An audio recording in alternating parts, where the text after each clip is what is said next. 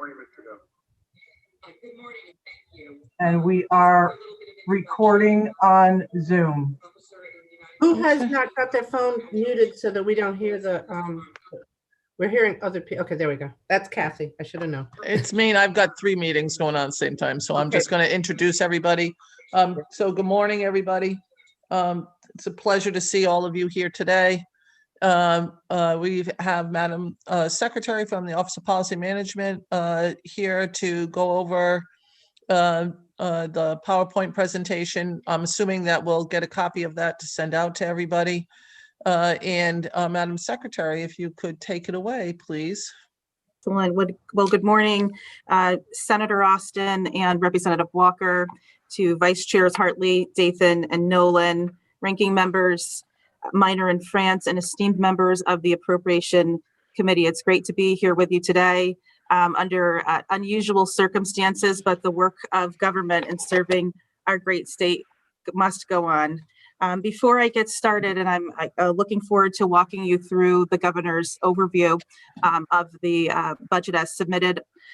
First, if you would just allow me a moment to acknowledge my team that has rolled up their sleeves, helping to manage the financial and policy pieces of this pandemic, and also meeting our statutory obligations and producing a proposal for your consideration. I just want to thank Deputy Diamantis, our Executive Budget Officer, Paul Patamianos, our 2 AEBOs, Messner and Fiore, our section directors that have joined here today as well, Judy Dowd, Holly Williams, Patty Maroney, our undersecretaries, Coleman, Beckham, who helped lead the policy team, along with Mark Pelka, Mike Walsh, Faye Brown-Bruton. The entire team is here today, along with our host of budget analysts and experts, as well as Danielle Palladino, who we are thankful that you're sharing with us now.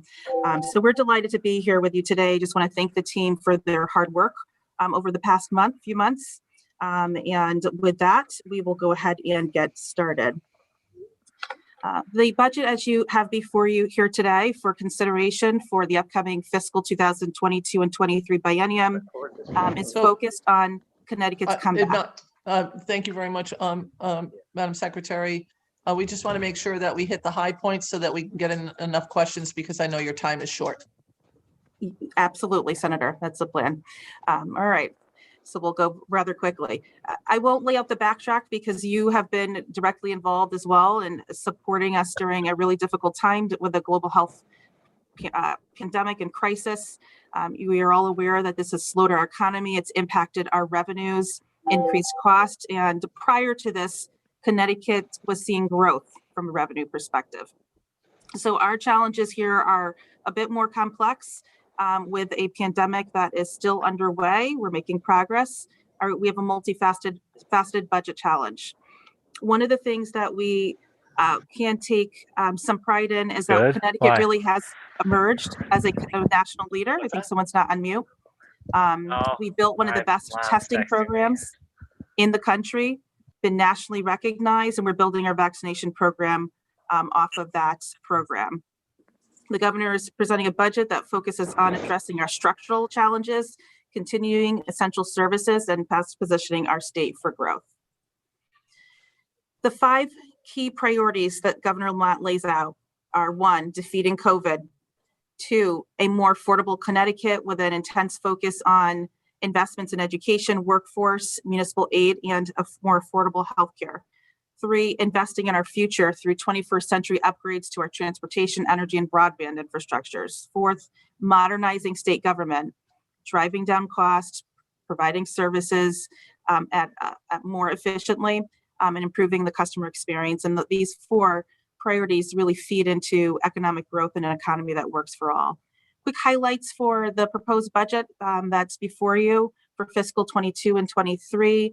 Fiscal 22 all funds is a $22.6 billion budget, $23.4 billion in the second year, reflects 2% growth in the first year and 3.5% growth in the second year. I apologize here. Okay. Looking back historically, if you were to compare the average expenditure growth rate under Governor Lamont to prior periods, you can see we're at a low of 2.4%. It is one of the lowest average growth rates when you look back at prior gubernatorial terms. The governor's budget plan is balanced. It adheres to the revenue cap. Prior to the revenue cap, there's balance of 210 million in the first year, 271 million in year two. After the revenue cap, there's about 3.2 million in balance and 4.2 in the second year of the biennium. The challenge we have before us today is to close a nearly $4 billion baseline gap. Year one reflects a deficit of 1.75 billion. Year two, a deficit of 2.127 billion. So it's combined, that's a $4 billion challenge.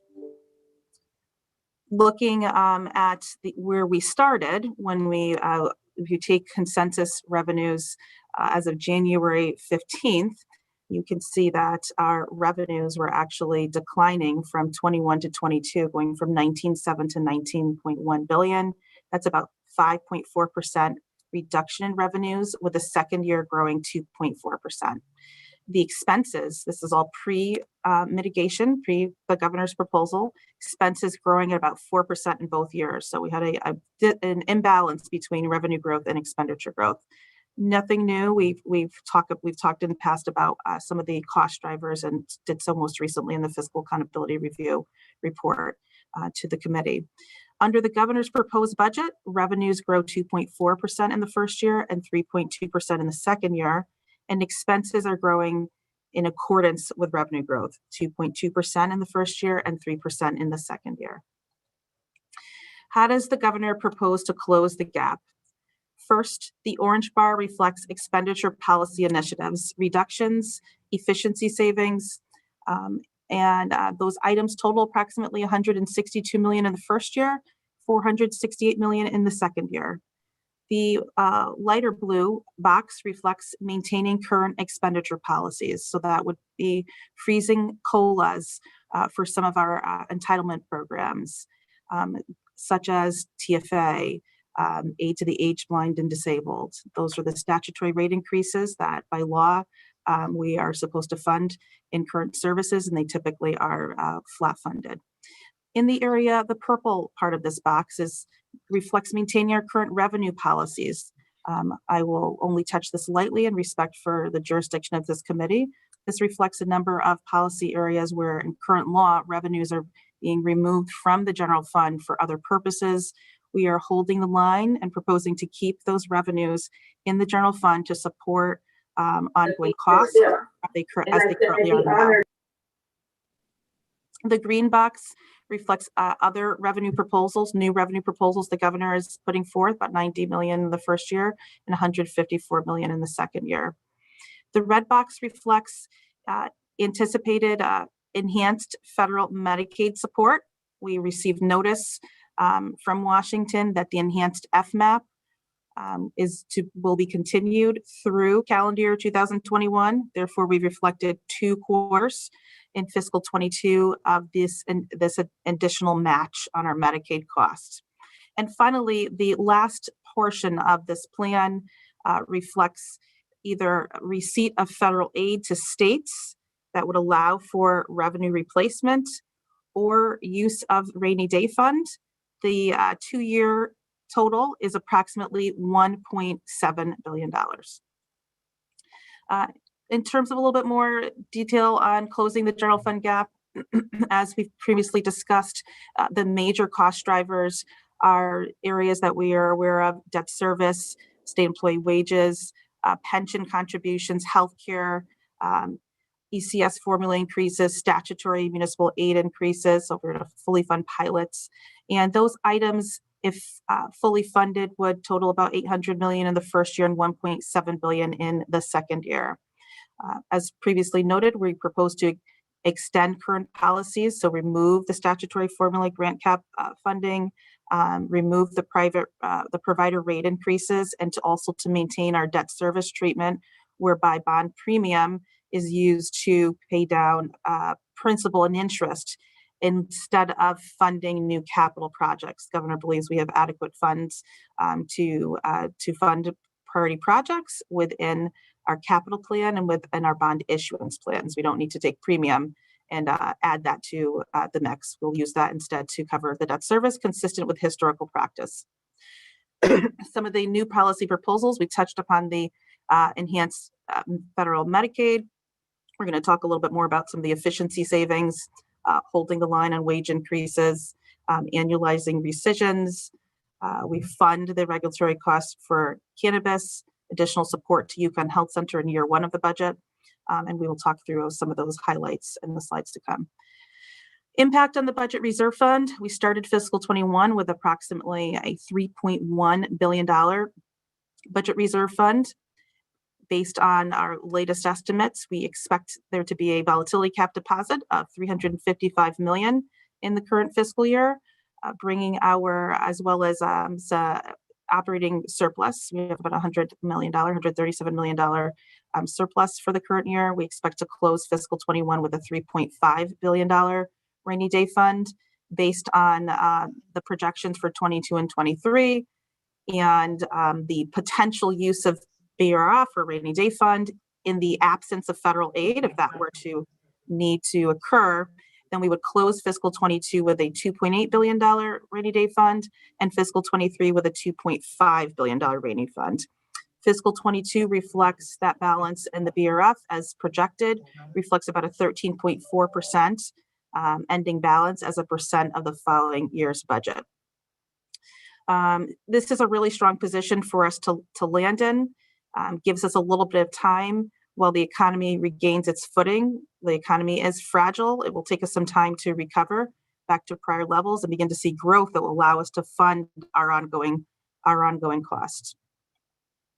Looking ahead, as you make decisions concerning expenditure policy, I would be remiss if I didn't remind the committee of the outlook for beyond the current biennium. We face gaps of approximately $1.8 billion in each of those years, expenditures continuing to grow at a rate faster than our revenues. And for this reason, I urge caution with ensuring that we close this biennium with a strong budget reserve fund, because our work here clearly is undone. We urge caution on using BRF for new fixed or ongoing programmatic costs, which will just dig this gap deeper, dig a deeper hole in the out years. And so the governor is focusing on those investments that are going to have a return, a more affordability for our middle class by investing in education, workforce, municipal aid, and affordable healthcare. I will just touch very lightly on the revenues, as our Revenue, Finance, and Bonding Committee will spend a lot of time in this area. Just for a quick glimpse, we have recovered in Connecticut about 75% of our pre-pandemic revenues. There's about $600 million in fiscal 22 that has not been retained in order to bring us back to our pre-pandemic levels. You can see the amounts as we go into the second year of the biennium and the out years. Some of the reasons for the revenue decline going from 21 to 22 are the promises that we've made in law to increase teachers' pension exemption and pension annuity exemption increasing. There's no funding source to pay for it. The law says these exemptions will be provided. That's creating a portion of our structural hole.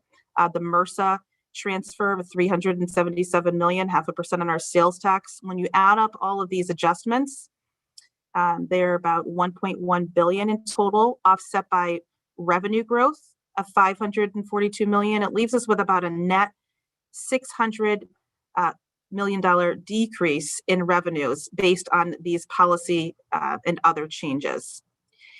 If these policy changes were, as they are enacted, were to be adhered to, our revenues would be growing, decreasing almost 6% when expenses are growing. Absent these policy changes, we have growth of about 2.9%.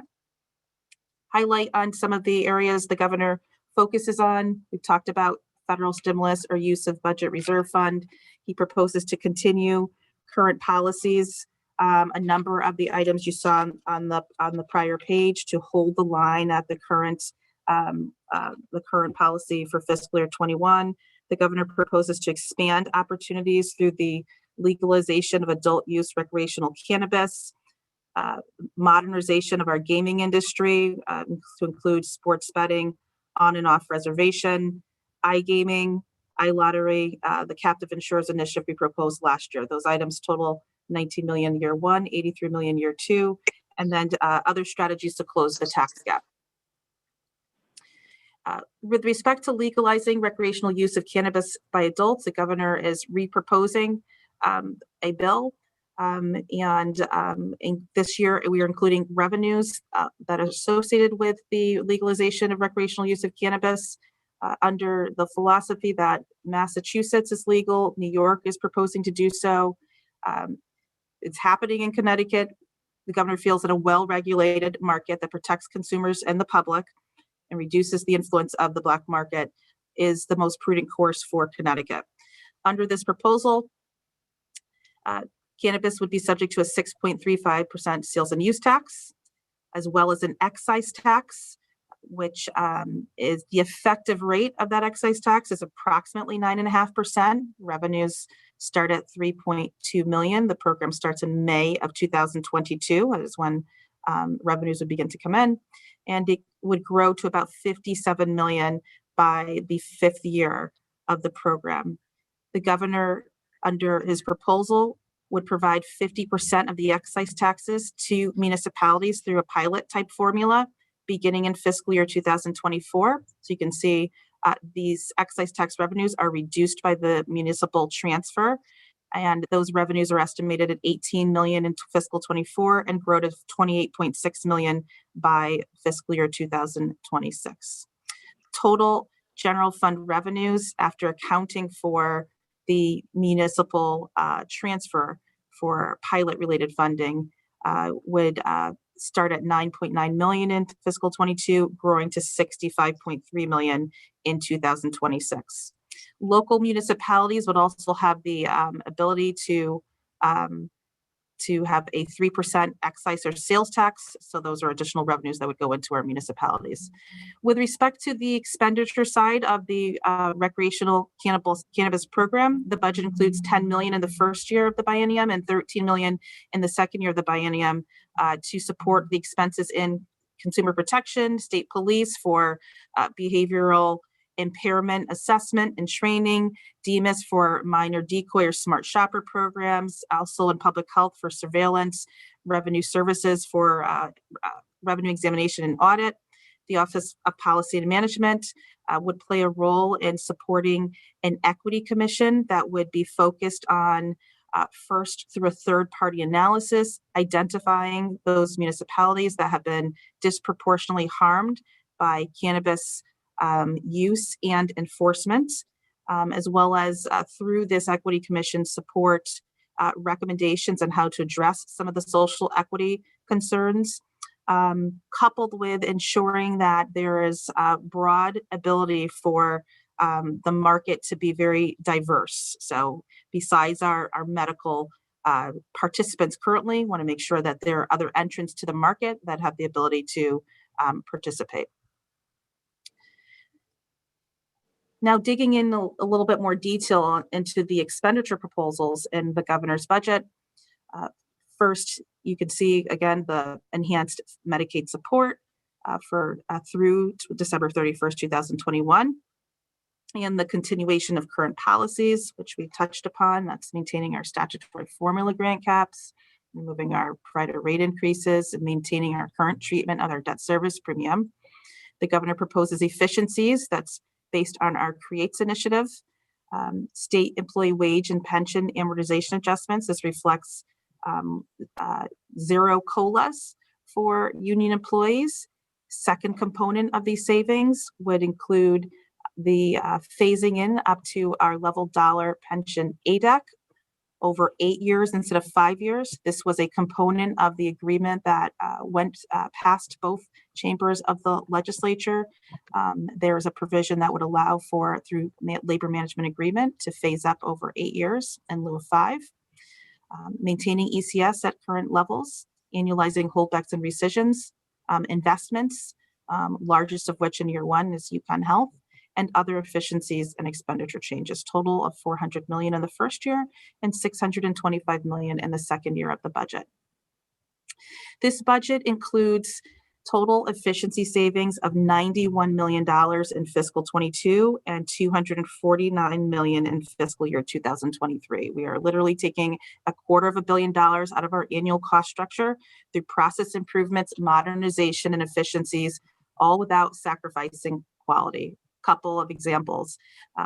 You'll see here achieving savings by closing the Bridgeport Regional Office and DRS. We're evaluating where we are either leasing buildings and we have a very small employee footprint, or we have excess space and we can consolidate buildings into some of our newer assets that have lower operating cost and require less in terms of renovations. We are reflecting savings from converting lighting throughout our various buildings and sales of property that are going back on the tax rolls for municipalities. Savings from the HR and labor relations centralization are reflected, and a host of other items that we look forward to discussing in more detail. The budget also includes a bottom line savings target of $20 million and $115 on the expense side. And in the revenue side of the budget, $40 million in the second year for revenue opportunities. On the expense side, we have identified savings by maximizing use of a common payment platform, streamlining our affirmative action reporting, centralizing our payroll processes under the comptroller, streamlining hiring, managing overtime, closing prison facilities and units, optimizing our CTEC administrative and teacher levels, and continued opportunities for office co-location. On the revenue side of the house, we have identified tools that can be used, more sophisticated analytics and predictive modeling, so that our Department of Revenue Services audit team can be more strategic on their approaches to audits and maximizing compliance and collections. This again is an opportunity for us to be more prepared for the significant number of employees that are expected to retire, and to use this as an opportunity to build in additional efficiencies. A final report is expected in early March, which will be provided to you for detailed review. It will include savings that far exceed what we are building into that could be achieved in the out years. We've identified those that we think are probably the medium hanging fruit that we think are achievable in a 2-year time period. One major component of the CREATES efficiency savings would be the right sizing of Connecticut's correctional capacity. We have seen a significant decrease, 50% decrease in our corrections population from 2011 to 2021. As we know, Connecticut leads the nation in our criminal justice reform. We also have 14 facilities with an occupancy rate of 54%. So there's an opportunity to realign how we're using our physical assets to meet the demands of our corrections population. This budget proposes the closure of 3 correctional institutions, the first of which was announced on Monday. That is Northern Corrections, has the lowest daily census of 65 people, about a 15% occupancy rate, saves about $12.6 million in annual operating cost. The total savings from the closure of the 3 facilities, it would be $20 million in fiscal year 2022 and $47 million in the second year of the biennium. The budget adds funding to support additional state troopers. We have 913 sworn troopers. We expect 216 to retire. The governor supports 3 classes in his budget, expected to close the biennium with approximately 1,100 sworn troopers, a level we have not been at since March of 2016. In the area of criminal justice, the governor proposes to stand up a conviction integrity unit within the Division of Criminal Justice. There are only 6 other states that have such a unit at the state level. There are 79 units across the United States, some that operate at a county level, the goal of which is to investigate claims of wrongful conviction, to do so more efficiently and faster than the traditional court-based habeas process, 3 positions and approximately $400,000 of investment. The budget fully stands up the Office of Inspector General that was required under the Police Accountability Bill to investigate the deadly use of force by police officers, as well as deaths in custody. That's an investment of $1.1 million. We also support the DCJ with the positions needed to fully roll out their electronic case management system, approximately $200,000. In the area of broadband and the digital divide, this is an area where the governor feels it's critical to bring our infrastructure up to 21st century. We've learned throughout the pandemic how critically important it is to have access to the internet for telehealth. And we believe that telehealth as a tool is likely to remain, but there are gaps in service throughout the state of Connecticut. We've learned through education the critical importance of our kids having access to internet to learn. We expect that to be a component of how we deliver or strengthen our kids' education, even when they return to fully in person. This is really about a comprehensive plan to ensure equity across the state of Connecticut. In the state of Connecticut, New Britain, 50% of households do not have access to broadband internet capabilities, 40% in Waterbury and Hartford, and 30% in New Haven and Bridgeport. The governor's proposal is as follows. It's an investment of approximately $3 million in each year of the biennium.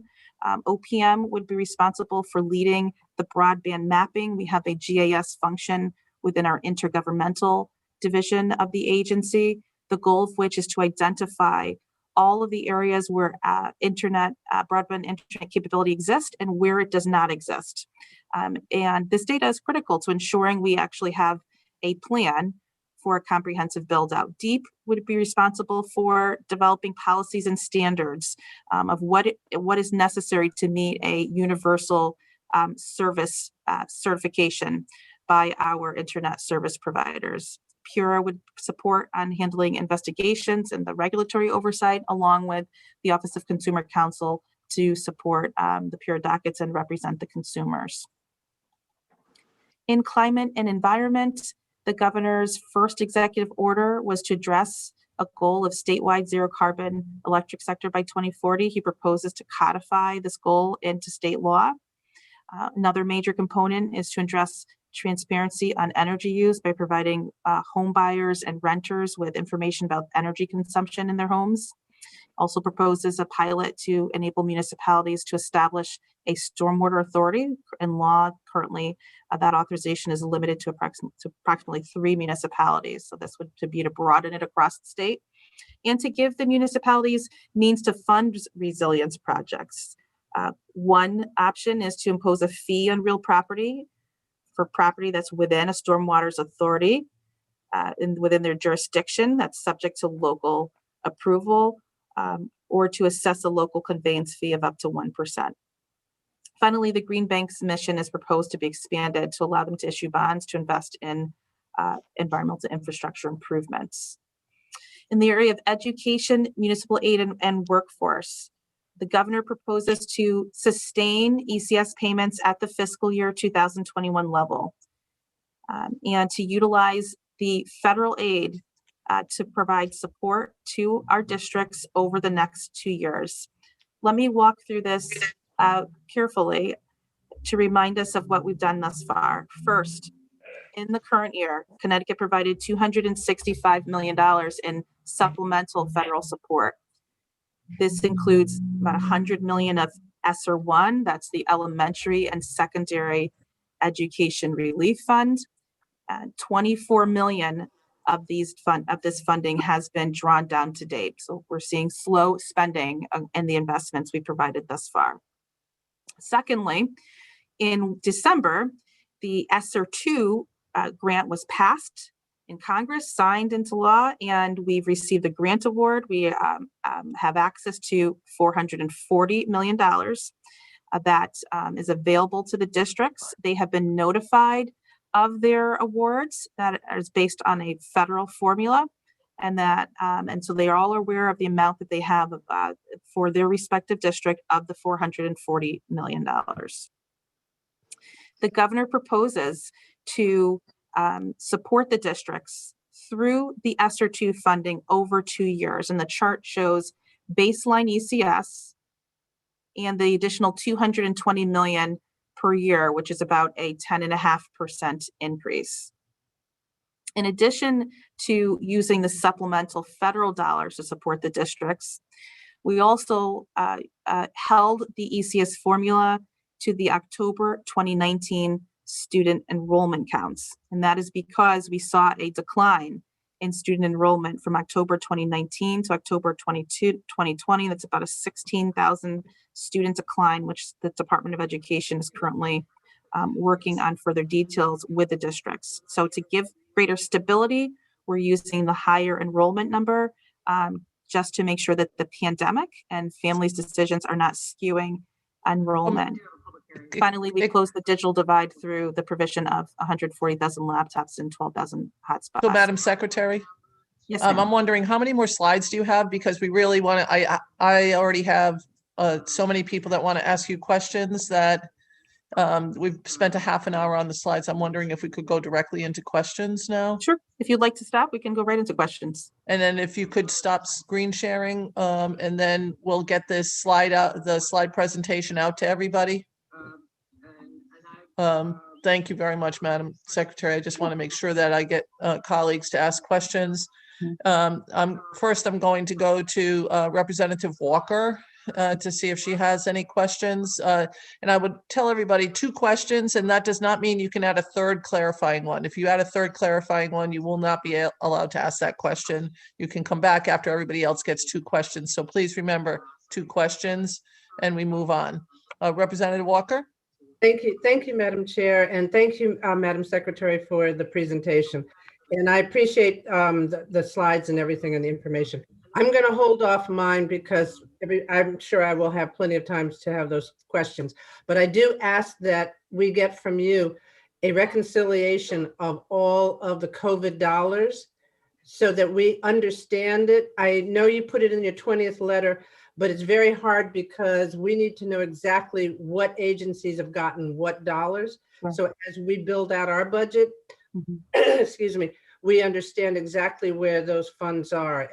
And I want to remind my colleagues that today we're hearing about your budget and the governor's budget, and we begin our process of doing our budget and helping and starting to blend the two as we go forward. So I hope everybody understands and keeps that in mind as they ask their questions from their perspective of their budget. So thank you very much. Thank you, Madam Secretary.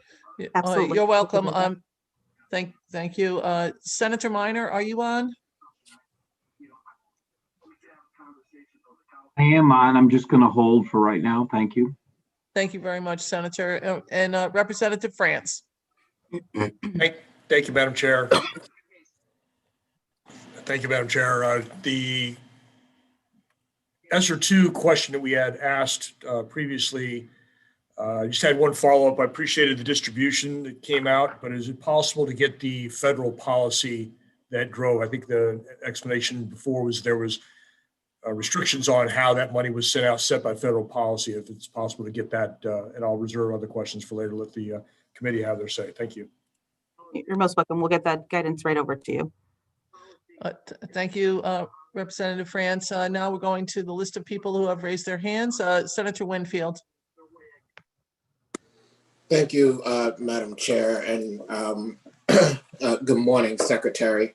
I'm just going to send the rest of my list to you because it's a long list. But my first question is about equity, and I just say this: my concern is with the issue of cannabis and the commission being set up, the issue of the monies we're saving from closing of the prisons, and we still only have $1 million going to reduce the phone calls as opposed to using more of that money to offset some of the things we've seen, including the phone calls and the issues we had during COVID, why we couldn't let more people out of prison. So the governor talked yesterday in his presentation about equity, and a lot of what I hear seems like we're talking about equalizing things, which isn't equity. If you could explain what the administration means when it talks about equity, I think that would be useful and instructive for all of us. And I'll just give you the second question so you have it to start with.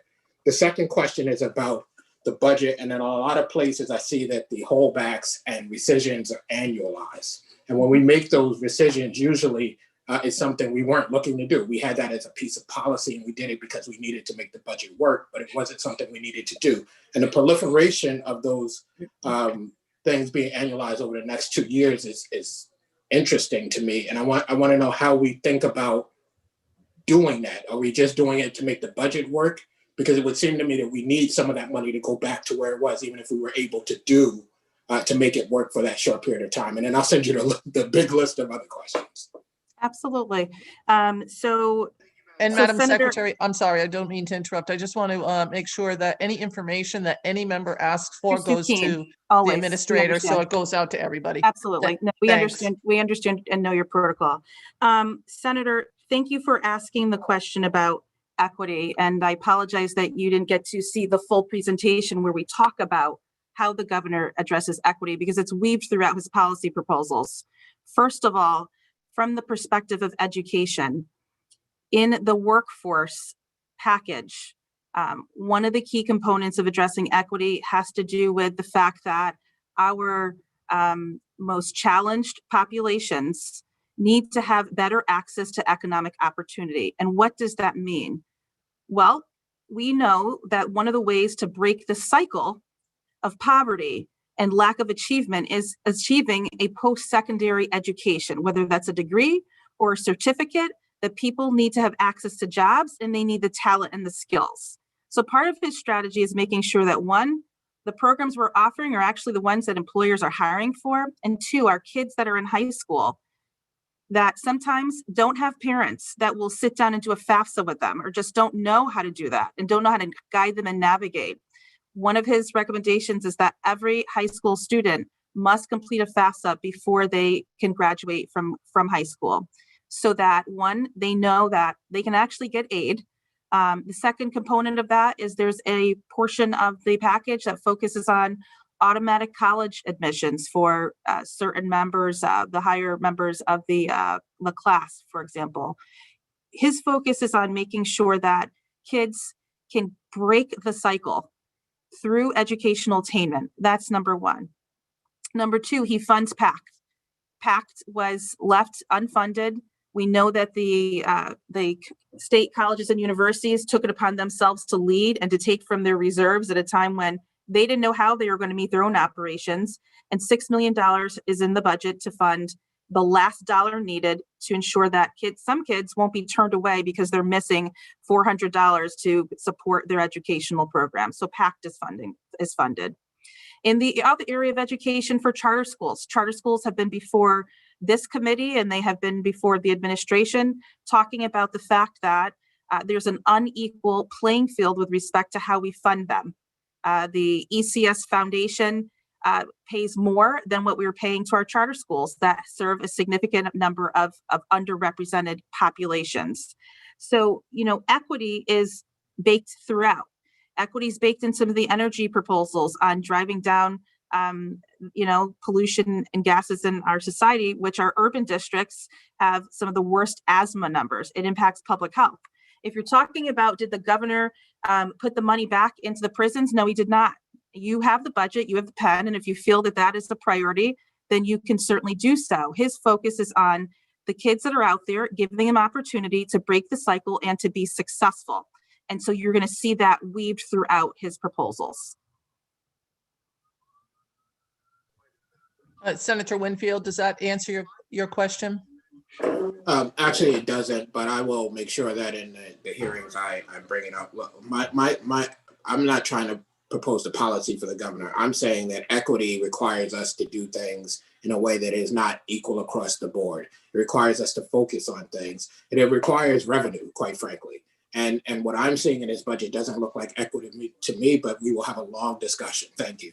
Well, I look forward to engaging in discussion because we all have different views of what equity looks like. On the cannabis front, you should look at the bill because the bill focuses on bringing stakeholder input to the table to describe what equity looks like, because it looks different to different people. So that particular commission will bring recommendations on how revenues can be spent to address equity, which is precisely what I hear you saying, is there should be an investment back into the community. That is reflected into the Social Equity Commission. And we look forward to hearing more ideas from you, Senator, on what you believe equity looks like. I'm hoping you recognize some of the progress that's in here. So Senator Winfield, you indicated that you have more questions. If we don't get back to you to ask those questions, can you make sure that Sue King gets a copy of those questions? We'll send them over to the secretary and have her answer the entire committee so that we're all getting the same answers. Thank you very Certainly, much, Madam Chair. Senator. Representative McGee, 2 questions. Thank you so much. And thank you to Madam Secretary and our co-chairs of the Appropriations Committee. I have 2 questions. I'll start off with my question in regards to education. First and foremost, I do want to thank you, Madam Secretary, and the Governor for your commitment to the education of our students throughout the state. So my question, and before I get into the question, just want to provide just really quickly some background information. The governor says, and I quote, "With many of our urban schools crowded and their suburban schools with extra capacity, my budget proposes an expansion of the open choice program beginning in Norwalk, so these kids and those in surrounding communities can go to school in a more diverse environment with greater opportunity." My first question is, our goal, actually not gonna ask that, I can send that in an email. What is your position on integrating magnets, charters, VOAG schools directly into the ECS formula, removing the need to have separate line items? So first of all, Representative McGee, good to see you and thank you for the question.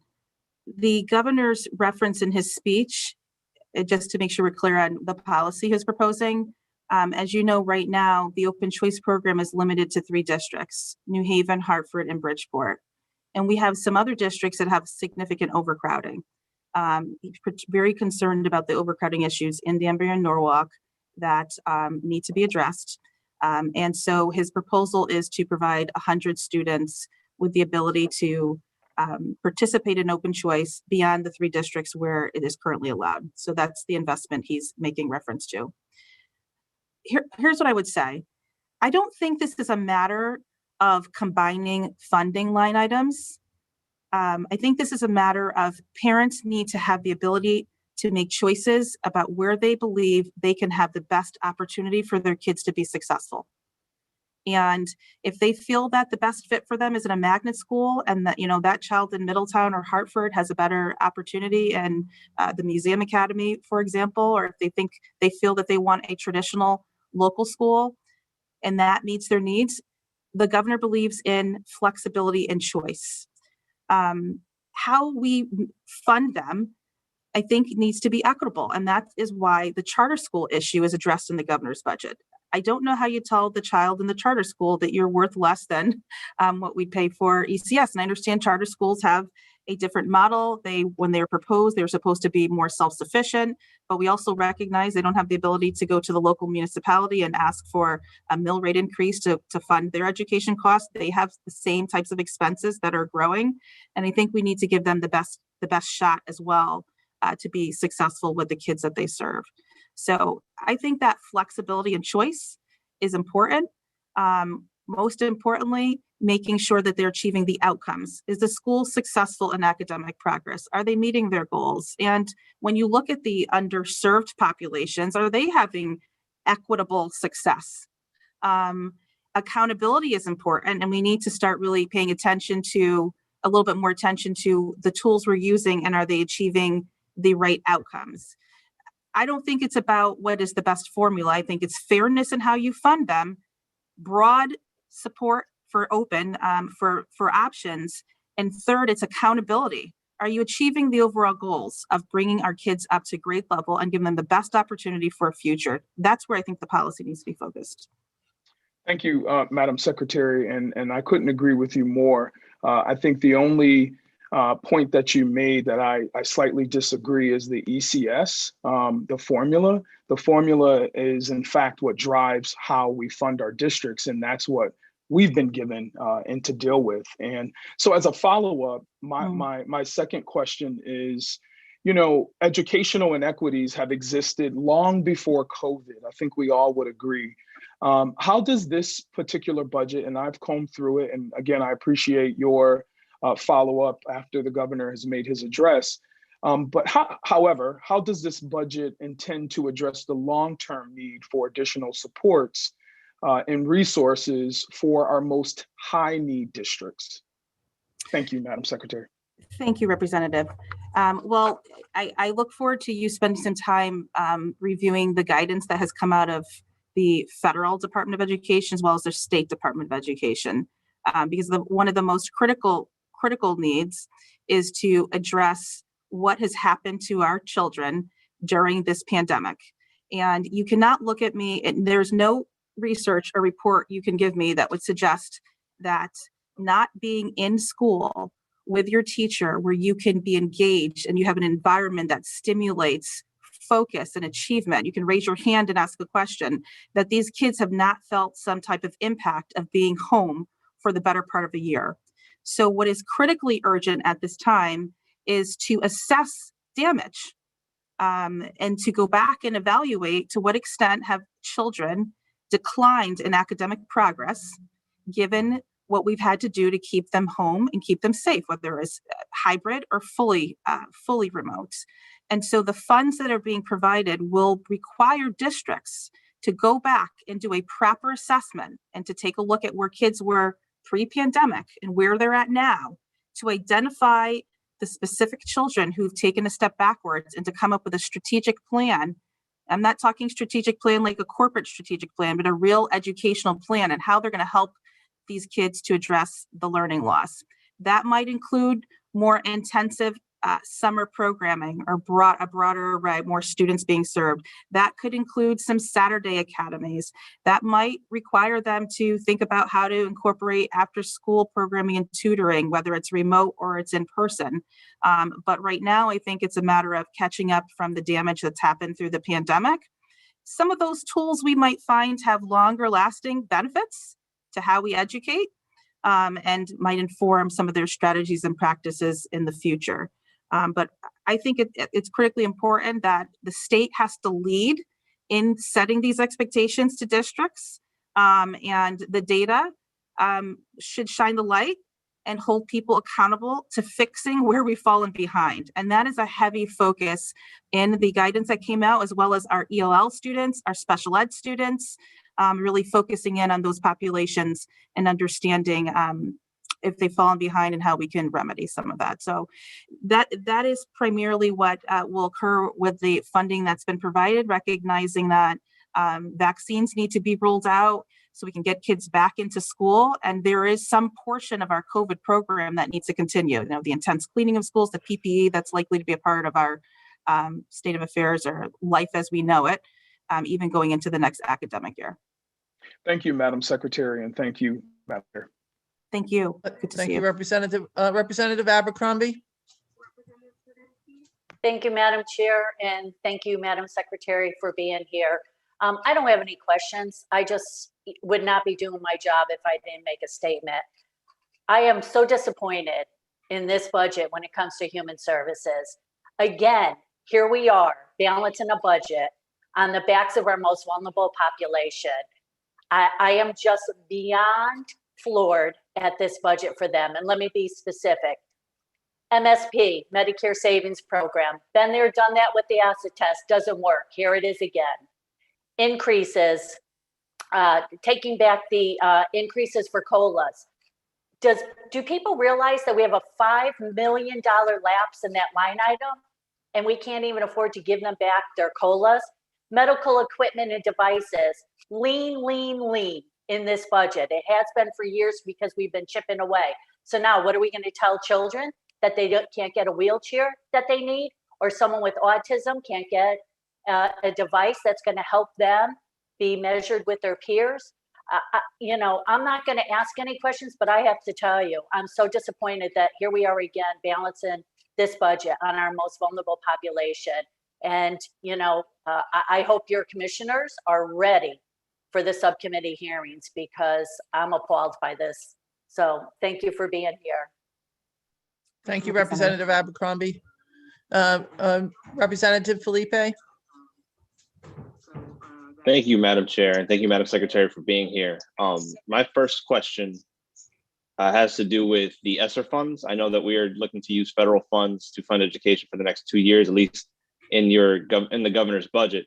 I'm wondering how we look to sustain that going forward once that money runs out. I know we have until September 30th, 2022. So I would like to know how we look to sustain education after those federal funds are no longer available to us. Thank you, Representative. So just for some perspective, the phase-in of the ECS formula that's reflected in current law would have required an investment of $30 million in the first year and $60 million in the second year. The districts are going to receive $220 million in the first year and another $220 in the second year. So the amount of funding that's available far exceeds what would have been provided under the ECS formula.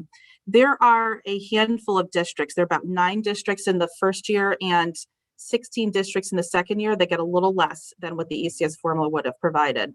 The governor will be fully covering the gap of the $527,000 in the first year through CRF so that we can all look these districts in the eye and say what you anticipated getting through the formula, you're actually receiving. And then we'll evaluate the second year. We propose to evaluate the second year to see what else happens in terms of stimulus dollars. As we go into the next biennium, we could choose to pick up where we left off with the ECS formula. We could speed it up. We could slow it down. I think the districts are likely going to be struggling with fixed costs that they had in 22 and 23 that they need to fund. So what this is doing is at a time when we still have $600 million of revenues that's gone from our economy. And we are literally relying on temporary resources. It's like saying, I'm going to use my savings to cover my mortgage, but I'm going to go and get another house. So therefore, we have to use the resources that we have, which is significant funding coming from the feds, as the governor recommends, to meet the commitment that we made to the districts in the ECS formula. And when we get into the next biennium, we can certainly put forth a package that picks up where we left off with the phase-in of the ECS formula. Many districts are getting sizably more dollars than they would have gotten under the ECS formula, and they need it. They need it at a time where the expectations on them are a bit heavier.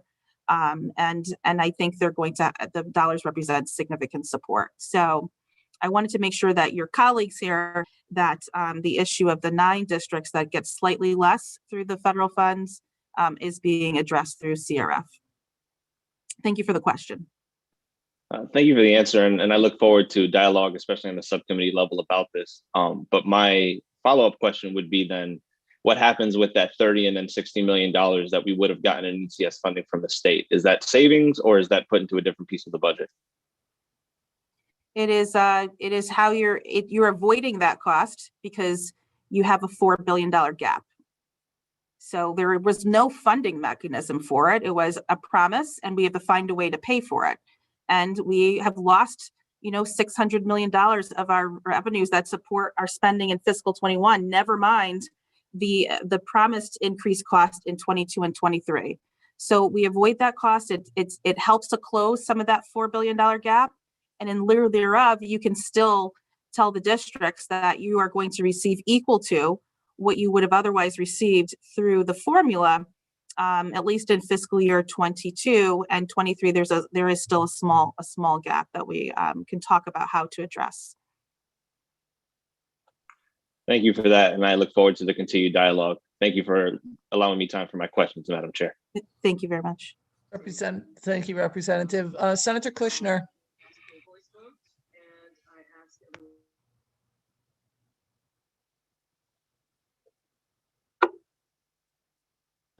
Senator Kushner, we can't hear you. Cannot hear you. I'm sorry, is that better? Yes, now we can hear you. Okay, I apologize. Thank you, Madam Chair, and thank you, Commissioner, for beginning this dialogue with us. I know there's a lot more contained in your presentation that we will need to get to. I want to start by thanking you for the Open Choice Program funding for Danbury and Norwalk. we are struggling with overcrowding here, and this is a short-term way to address some of our needs and an immediate way to address some of our needs, and we appreciate it and, really look forward to making that program work.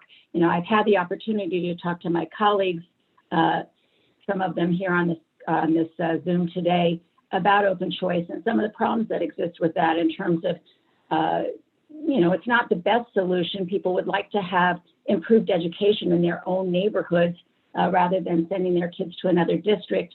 But in the short term, it may be something that can, we believe it's something that will help a number of families in our district. So we appreciate that. I think a number of my colleagues have touched on the bigger concern about ECS funding. And, there are many of us who believe that we should be fully funding ECS formula now and not waiting and not extending that. Because of the structural problems that existed before COVID, they haven't gone away. And in fact, they're going to be harder to address because of COVID. And so now we're in a situation where using the ESSER funds to actually fund ECS funding that wasn't adequate to begin with.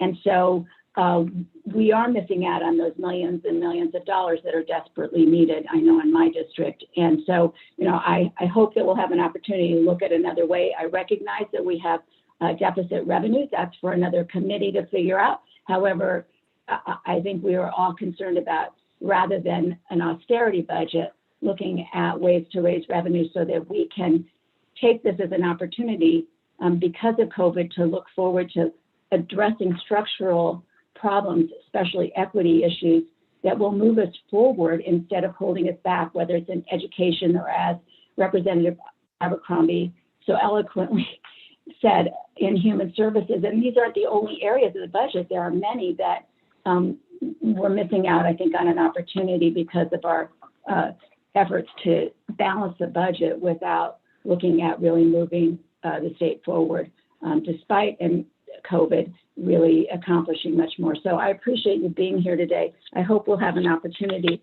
to look at these issues again from the budget point of view and really consider that there could be a lost opportunity at this moment that would be very, very unfortunate and set us back in the long run. So thank you for the opportunity to make that Senator. comment.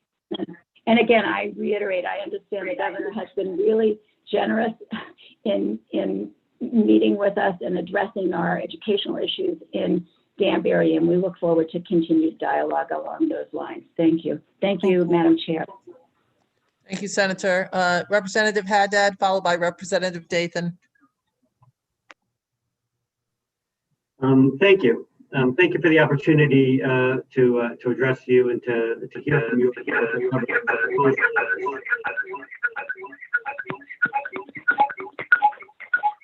I'm not sure if that's a problem.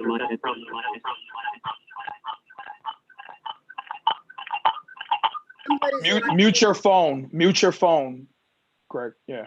I don't have a phone. I wanted to associate myself with the remarks of Excuse me, Representative Haddad, for 1 second. I'm sorry. Number 203-337-6121. Could you mute your phone, please? Thank you. Go ahead, Representative. Thank you. Thank you. I want to associate myself with Representative Abercrombie's remarks and also Senator Kushner's. I have two questions, but I also, I'll start with the easy one, I think, and then make some comments, ask a second one. The health center is struggling to deal with the impacts that COVID has brought to their institution. I mean, obviously, we built them a hospital a couple of years ago. They are broken even, if not for we're slated to sort of break even, if not for the advent of COVID. The reduction in revenues at the health center is quite severe, and as a result, over the last two fiscal years, they've amassed a significant loss.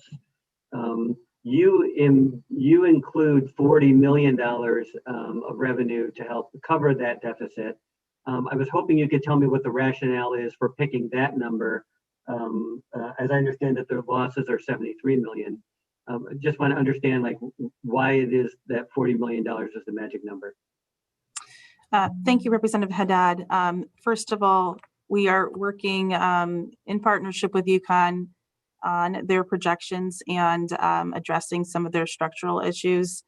We have reflected in the fiscal 21 projections about a $50 million shortfall, which will kind of help true up for how they closed fiscal year 20, since we didn't have a deficiency bill, and our current projections for fiscal year 2021. So that should kind of make them whole for those 2 years. With respect to fiscal year 22, $40 million was really based on UConn's estimate of their CSRS pension unfunded liability impact. So, we had continued to have a conversation with them about their concerns about the growth in some of their fringe costs. UConn typically will come in with a $70 million issue. They do mitigation every year to help drive down some of the costs. So they start high, and we usually land at $40 to $50 million. So we expect that they should continue to do that mitigation and try to operate the hospital and do so as efficiently as possible. If we find that the number is approaching a higher level, then we will adjust accordingly. But it's been our experience that they can live with the $40 million adjustment.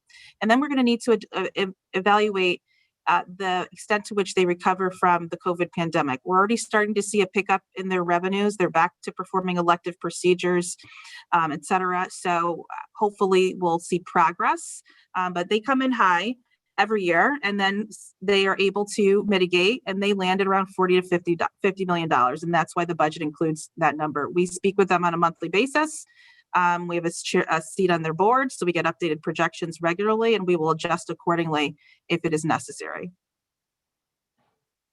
Thank you for your response. I mean, I think our subcommittee will be digging deeper, as I'm sure you have as well. Sure. My second comment was really about, a lot of my colleagues have talked about equity issues in education, and I wanted to extend that out to equity issues in higher education as well. We have flat funded higher education in Connecticut for a number of years. And now we face the particular problem of trying to figure out how to keep our public universities and colleges healthy in the middle of a pandemic, where without exception, all of them have endured substantial reductions in revenue. At the four-year institutions, that's because they don't provide food and housing, which have been profit centers for our universities. At the two-year institutions, it's because there's been a dramatic drop-off in enrollment. And that dramatic drop-off in enrollment is particularly concerning given where we started from, which was a very inequitable situation. According to statistics just came out from the New England Board of Higher Education, a white student who graduates from high school in Connecticut, generally 56% of them earn a college degree, an associate's degree or higher. That number is just 31% if you're Black, and just 24% if you're Hispanic. And we know that the pandemic has impacted most severely low and minority communities. So the 15% drop off in enrollment at our community college is really a 30% drop off in enrollment in low and minority communities. My concern, I guess, with the continued flat funding of higher education is that we are not enabling them to turn those results and outcomes around. Instead, we see increasing student debt, and increasingly becomes more and more difficult for low and minority students in particular to afford to go to college. I'm gratified that you include $6 million in each of the next 2 years for the PACT program. I hope that that's enough to cover the need. I don't know if you have any comments about this, but I just wanted to share those statistics with you and say that I think that we need to think higher when addressing our higher education system. It is not working the way it should for all constituencies in Connecticut, and we need to make sure that that turns around. Thank Representative, you. Thank you for your comments, and I would like to respond. First of all, you'll remember I spent 7 years of my life as the CFO for higher ed, so I'm intimately familiar with some of the challenges that you're referencing. the higher ed institutions, you should know, just received a second round of stimulus dollars, approximately $140 million, that will help them to sustain operations. We hope that with vaccines being rolled out, that families and children will have greater confidence to return to an in-person setting, and that our dining halls and our meal plan revenue will rebound and take some of the negative impact off of the colleges. So they do have resources, and we've been in touch with President Katsoulias and our partners at the Board of Regents in crafting this budget and making sure they felt that they had the resources to support their institutions. But when we get to the issue of outcomes is not just a financial discussion. Yes, access can be an issue in terms of financial aid, and making sure that there's not a financial impediment to our youth being able to access education. But if the outcomes are not the same, then that's a deeper level of review. I spent years engrossed in the iPads data, and when you start to see lower completion rates, you don't start having a conversation about what to do with tuition and fees. You start going into those programs and figuring out why certain kids are not able to be successful. So, the strategic plan for our colleges and universities, and specifically our community technical colleges where the completion rates are very low, has to be more than a financial discussion. I think it also has to get back to, are we producing the right certificates and degrees that lead kids on to four-year college programs? Or maybe they don't need a two-year degree. Maybe they need more certificates. Those are all the concepts that are coming out of the governor's workforce council that are trying to align what comes out of our community colleges with what the employers are actually looking for. It needs to become a little bit more data-driven. I spent 2 years of my life at the university helping to dissect our programs specifically because of these issues.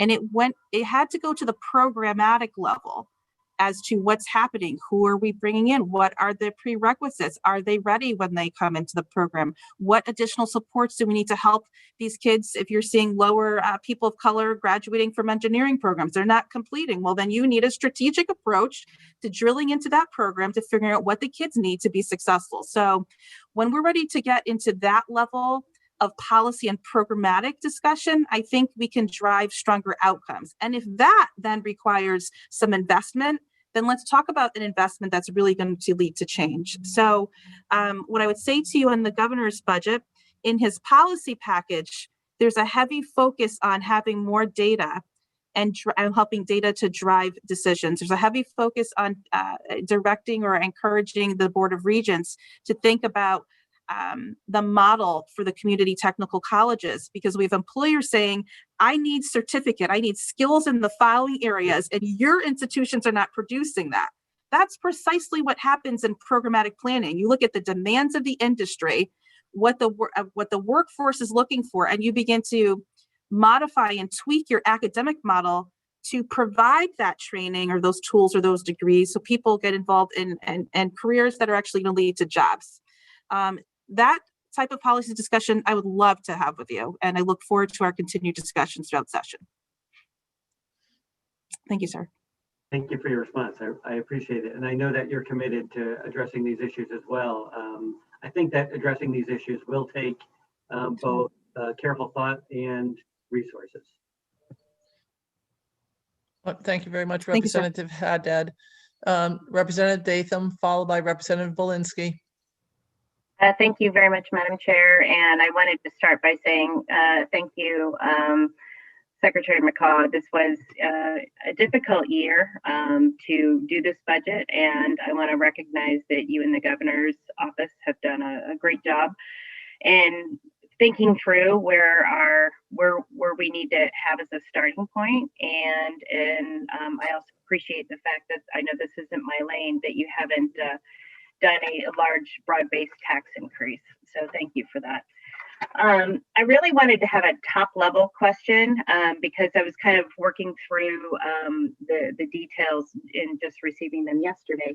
It seems like we are having a lot of headcount movements throughout agencies, and just wanted to get an overall headcount discussion, why there are transfers going into the DAS, Are there some of the decreases on assumed people leaving, and is that part of the report that you talk about with the is it the create system? So if you could talk a little bit about headcount overall and why it's moving.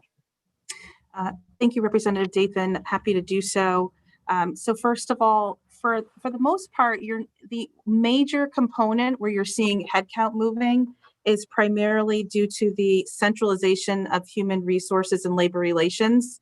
You might recall we didn't get to finish our discussions last legislative session, but the governor did embark upon a process to centralize the HR professionals into DAS and the labor relations professionals into labor relations within the Office of Policy and Management. And so throughout the budget, you will find the employees' headcount as well as their salary dollars being transferred into the two respective agencies. That would be the main area whereby there are transfers occurring across agencies. You might have heard discussions about opportunities for IT centralization that is not reflected in this budget. As far as the create savings, we have not reflected any headcount reductions associated with any of those opportunities. There is about a 6-month planning process, if you will, on first, where are the retirements going to materialize? And to the extent to which we can leverage some of the opportunities I showed in the slide. So HR and labor relations is the primary area where positions are being transferred around. Okay, I'm going to dig into more of that later. My second question, in just interest of time, some of your assumptions on page 19 regarding the cost for cannabis and related items there. How do you base your assumptions on those costs? Well, thank you for the second follow-up question. We spend a significant amount of time looking at the programs in Massachusetts and other surrounding states in terms of the overall sales, the number of licenses, and the demands that it placed on for example, their respective consumer protection agency.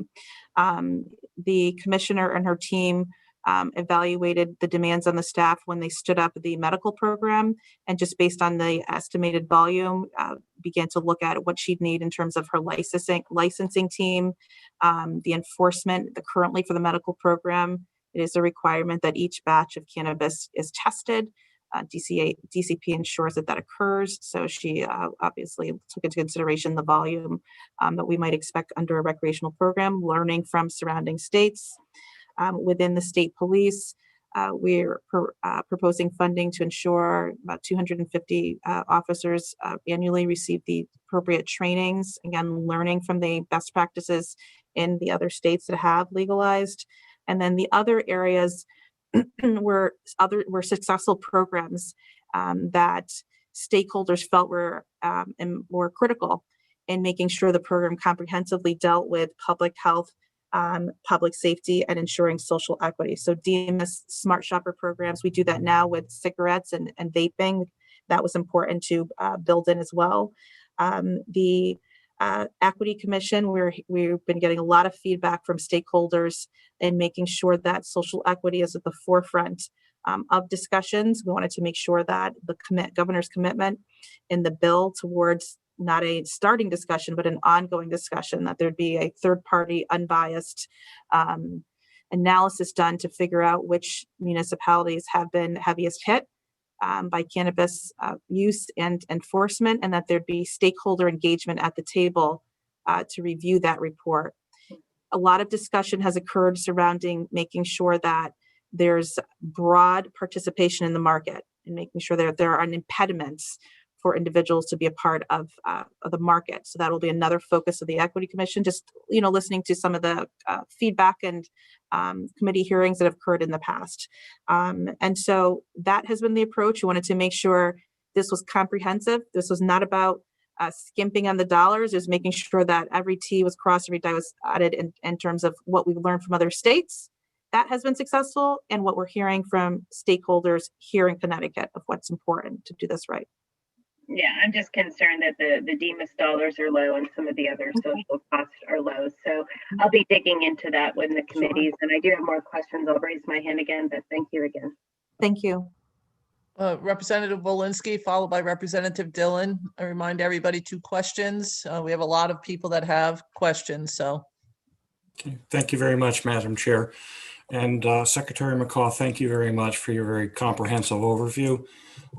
You've managed to take a very complicated budget and make it pretty understandable for even folks in the general public that want to see where we're applying our dollars. And I, like Representative Dathan, want to compliment you and Governor Lamont on the avoidance of broad-based tax increases. My main question is one of of structural change. We do recognize that we have a coming mass retirement, which could be as much as 25% of our state workforce, which is significant. Yet I look at the budget for 21 and 22 fiscal, and I see $40 million of savings in 21 and 123 million, I believe it was, in 22. And I'm disappointed in that, very much so. With all the talk about us needing to raise revenue, I think that this is an opportunity that will be a once in a lifetime chance to rescale the way we do our business as a government, because, well, frankly, when we've made small incremental changes like we've been doing at DMV, it serves the public better and it's a more efficient process. So why wouldn't we turn our full attention to the modernization of and technology investment needed to, create significantly greater structural efficiencies, and then pass that on as far as, tax relief or as that extra revenue stream to fund human services, education, and those things that are most critical to us. Thank you, Representative. Just for clarification, this budget includes over about $250 million by the second year of efficiency savings. It also includes a bottom line lapse for hiring savings. What you're going to see when the CREATES report comes out is that number can likely grow over multiple years. So, July 1, 2022, that cliff date is really fiscal 23. So a lot of those retirement opportunities are occurring in the second year of the budget. That's why you're seeing a much larger number in the second year. We also learned, and you will see in the report, we did an agency by agency risk analysis of where those retirements are going to occur and a detailed look at where we will need to refill positions. We have a lot of vacancies that are going to occur in the state police that need to be refilled. In our Department of Developmental Services to support our group homes, within DEMIS, there are areas where significant retirements are occurring that we're going to have to backfill those positions. Will there be some savings if you take someone at the top of a range and you backfill at the lower end of the range? Yes. That will help us to achieve our hiring goals. Maybe some additional savings can be achieved above and beyond that. It also depends on the extent to which people decide to choose. We're assuming that the COLA change is going to prompt them to leave earlier. That was a normal retirement in there and early retirements. We're going to have to monitor this as we get a little bit closer to that date to see if there are more opportunities. So when the CREATES report comes out, you're going to see not a 2-year opportunities, but what you could really do over time, over a longer period of time. And that 250 million can certainly grow. I just want to clarify one item. The budget combines our bottom line unallocated lapses. We have about $48 million in lapse savings that are reflected in the budget. That will include some of the things you're talking about, like the significant retirements and additional savings that will also help to achieve that bottom line goal. I think the goal that we have here is an aggressive one, but it's achievable. And the last thing I want to do is set us up for an unrealistic expectation while we're in the middle of still trying to get our economy to rebound. So I look forward to having conversations with you in early March and with any member of the committee to go through the CREATES report in far greater detail. You'll see more opportunities than even what are reflected in this budget. Thank you very much, Secretary. Thank you. I'm going to hold my other question for the March meetings, but I really do appreciate your openness and look forward to working with you. Likewise, thank you. Thank you very Madam much. Chair. I'm done. Thank you very much, Representative Belinsky. Representative Dillon, followed by Representative Zawistowski.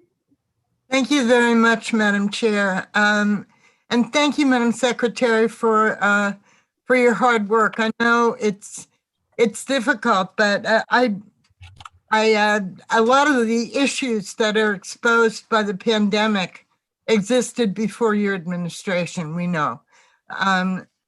I guess my concern, because a lot of the issues I'm looking at on line items and approps, I'll be able to participate in those conversations, but I'm concerned about the revenue side and to what extent. I did not draw a red line about broad-based taxes. I haven't ruled out anything. So I'm going to interrupt you, Representative Dillon. We are not talking revenue, and we have 20 people that want questions. Can you please just talk about the expense side or the appropriation side of the budget? Because if we're going to get into the broad-based policy on revenue, we will be off the mark and not get everybody's questions asked. Thank you, Madam Chair. I was simply responding to the comments by 2 or 3 of our colleagues. I would encourage you, Madam Secretary, just in a comment, without isolating any one line item, to think of how they interact. For example, if there's a cut here to aid to elderly renters, but there are serious questions about the adequacy of aid to municipalities. If there are tax increases at the same time that there is a reduction in aid to elderly renters, that magnifies both of those problems. And so I'll just leave it at that, given the severity of the chair's remarks, and say that as we go forward in the subcommittee process, I'll be looking at the interaction of the individual policy choices. Thank you, Representative. Thanks, Representative Dillon. Representative Zawistowski, followed by Representative Johnson. Thank you, Madam Chair, and thank you, Madam Secretary.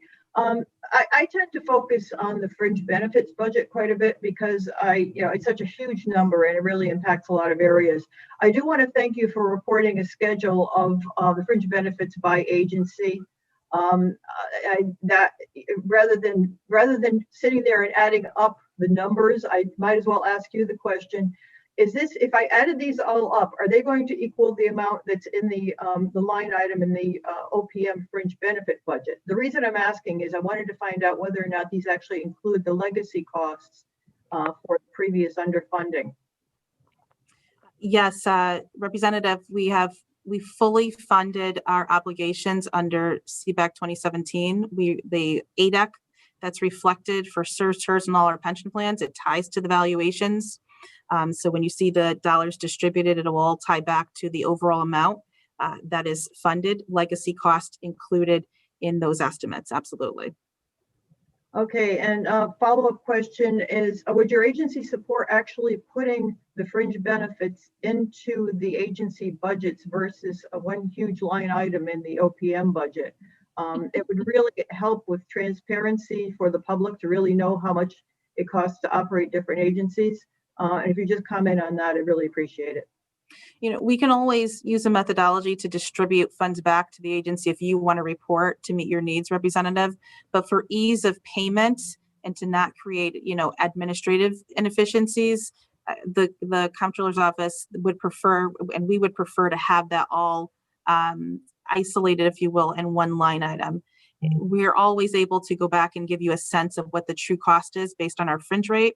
And we can do that to meet any reporting needs that you might have. But from a budgeting perspective, we think it's most efficient to have that centrally located. Thank you, Madam Secretary, and thank you, Madam Chair. Thank you. Representative Johnson, followed by Senator Abrams. Thank you so much, Madam Chair, and thank you, Madam Secretary, for all your hard work. Really appreciate it. I have two questions. One is on the education cost sharing grant, and something that has historically been a problem in my district and also throughout the state. My district has not had an increase in the ECS formula until after the Connecticut Coalition for Justice and Education funding litigation was completed, and the information that came out in that litigation demonstrated how poorly the state had done in terms of funding districts like mine that have a huge amount of payment lieu taxes and also a huge number of losing about $10 million a year ever since the 90s in terms of getting no increase at all in ECS. We are now at the point in Wyndham where we are at the MBR and there will be no additional increases. So we are in the same situation as something you mentioned with respect to your charter schools. I'd like to know what your opinion is on how will we address these shortfalls. And I do appreciate the increase based on the COVID funding, but we need to continue that promise that we had back in the day a couple of years ago to increase everybody every single year. I'd love to have your remarks on that particular issue.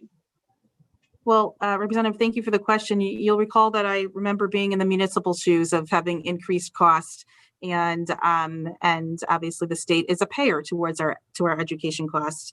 I think districts with the stimulus dollars are in a very good position. Anytime the state is in a financial predicament, all municipalities are wondering, is the money really going to come our way? How is the state going to be able to honor this commitment? And the fact that we can look every district in the eye and say that in fiscal 22, the exact amount that you were entitled to, that you felt that we thought was going to be reflected, that is reflected in the law and that you were anticipating receiving, is actually coming your way, I think is a good place to be in the middle of a pandemic and with a fragile economy.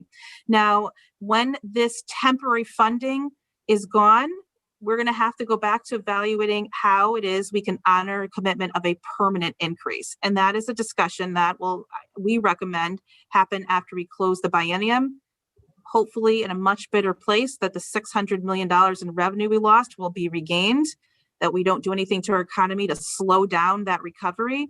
And the focus right now is sustaining the districts during a difficult time, making sure they have the resources to continue to support the kids, address the learning loss and recovery. And then when we get back to fiscal year 24, I expect the discussion to be on the table on how to give them meaningful, permanent increases in ECS. We have not heard through the SDE of significant complaints in the resources that have been provided to districts, because some districts are getting considerably more than they would have otherwise gotten under their ECS formula. So we are honoring the amount that they were expecting. I think that's the best that anyone could do in the middle of an economic and public health crisis. And the permanent adjustments are something that absolutely should be on the table when we get through this time period. It's quite possible that Washington provides additional educational support as well during this time frame. So I think we should remain agile and nimble. And if more resources are going to come from Washington, we should take them and give the state a little bit of a relief during a difficult time. We should be rebounding and in a strong place when we get to the next biennium, and we can restore and return to the phase-in that you guys had contemplated in the law. Thank you so much for that answer. I do appreciate it and look forward to that conversation.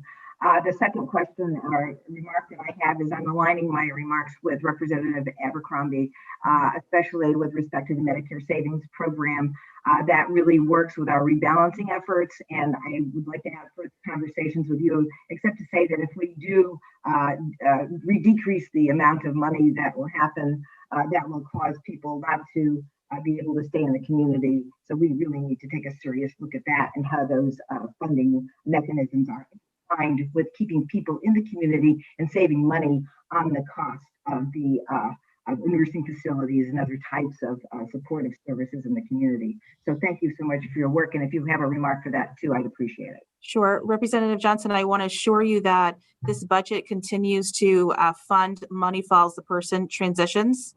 So you will see commitments to continue our work surrounding rebalancing, making sure that our residents are served in the most appropriate setting and in the most cost-efficient manner. The supports are there throughout the Health and Human Services budget, and we know that the Medicare Savings program is a tough one to consider. We still will have the highest income eligibility across the nation. We are one of 9 states that doesn't have an acid test, and the one we propose is double the federal minimum. That's very different. It's different from what we put before you, but we understand it's a policy topic that is a tough one to consider. But the budget continues to support the rebalancing effort. We're putting considerable resources into our nursing homes right now with pandemic-related relief. They're all receiving rate increases to sustain their operations, and this budget maintains the safety net. DDS has all of their high school graduates and their employment and day services are funded. The day programs are funded, residential age outs. DMIS has supports for new placements. We've added funding to make sure that if patients don't need a hospital level of care, they can be supported within the community. We've done caseload increases in behavioral health recovery. So I look forward to us spending time in the subcommittee level so that you can see the investments that were made. There are some things you might not like, but there are also a significant amount of resources and investment and a commitment to rebalancing. And I wouldn't want you to walk away from our initial discussion thinking the administration is taking a step back from that commitment. We are not.